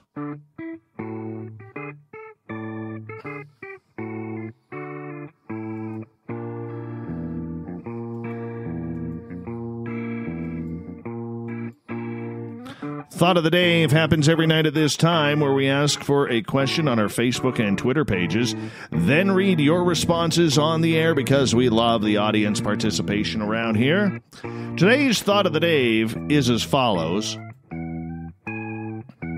Now, where is it here? Let's go here. Well, let's go here. There it is. What do you think ghosts are? Jack. I think they're probably mixed. Some might be other dimensional beings, some souls, some weird psychic echoes, and who knows what else. John, I don't think anyone really knows. I'm assuming they're the energy that encompasses our being until we die, and then the energy moves on. Kelly, by the way, Marty, great clown tonight. Fantastic clown. Kelly, electro energy created by absent nucleic proton sensor with gyno-affiliated thoughts and response. Filated, that is. Sound scientific enough? Sure. English next time, please. Joe, some kind of energy that's left behind, possibly? Kelly, I think that ghosts, souls, whatever it is makes you, you. He says, it's an energy that just goes on after your body wears out. Jake, people with unfinished business that don't know they are dead, loved ones watching over us. I was once told by a Bible thumper that they are the devil taking from form of loved ones to trick us. Gail, don't know, don't want to know. If it doesn't have skin, I do not want to see it. That's why she loves her reptilians. Barry, the neural inductive resonance link between living people and their local environment. This linkage, if coupled to the right individual, can play back previously stored information in a 3D manner. The past information still exists, and the future's information already exists. Time is but an illusion. Gabe, human souls. Duh, Dave. Renee, ghosts I could feel can be anything from human and animal spirits to non-human spirits, such as interdimensional beings, for example. Ghosts can also be a replay of a deceased person's life, known as a residual haunting. Jeremy, dead people who don't want to go through the white tunnel. And final word tonight goes to Cable Guy Matt. Hey, Cable Guy Matt. Dead people. That's what ghosts are. Dead people. Just bang! There it is. Boom. Cable Guy Matt, dead people, and we are done. Thank you for everybody participating in the Thought of the Dave on Twitter and Facebook today. We will do it all again tomorrow. And thank you to Captain Shirk for putting together a wonderful and talented Florida man story for the SOR Newswire. And we say thank you to Drake for bringing us on right across Canada on the shift, as well as to our guests tonight, Rhonda and Dwight Hall, the ghost hunters from Arizona and animal communicators. I can't wait to have them back on. That was a lot of fun. We got Mr. Ron Bumblefoot Thal rocking in the background with Little Brother is Watching. Bumblefoot is the official music of Spaced Out Radio, rocking us in and out of every single show. Get your horns up for the guitar god himself. Special thanks to everybody listening in at home, in your cars, at work, wherever you may be. Thank you to everybody participating in our chat rooms tonight. Packed House at YouTube, Revolution Radio, Facebook, the Space Travelers Club on our website, Spreaker, LGAB, and, of course, to all the snarkers and snarkettes on Twitter at hashtag Spaced Out Radio. Your snark was absolutely beautiful tonight. Remember, this show is copyright by Spaced Out Radio and SOR Media Ventures Limited. Thank you so much for sharing your evening with us, because together, my friends, we own the night. Mr. Bumblefoot, we need a favor. We need you to take us home.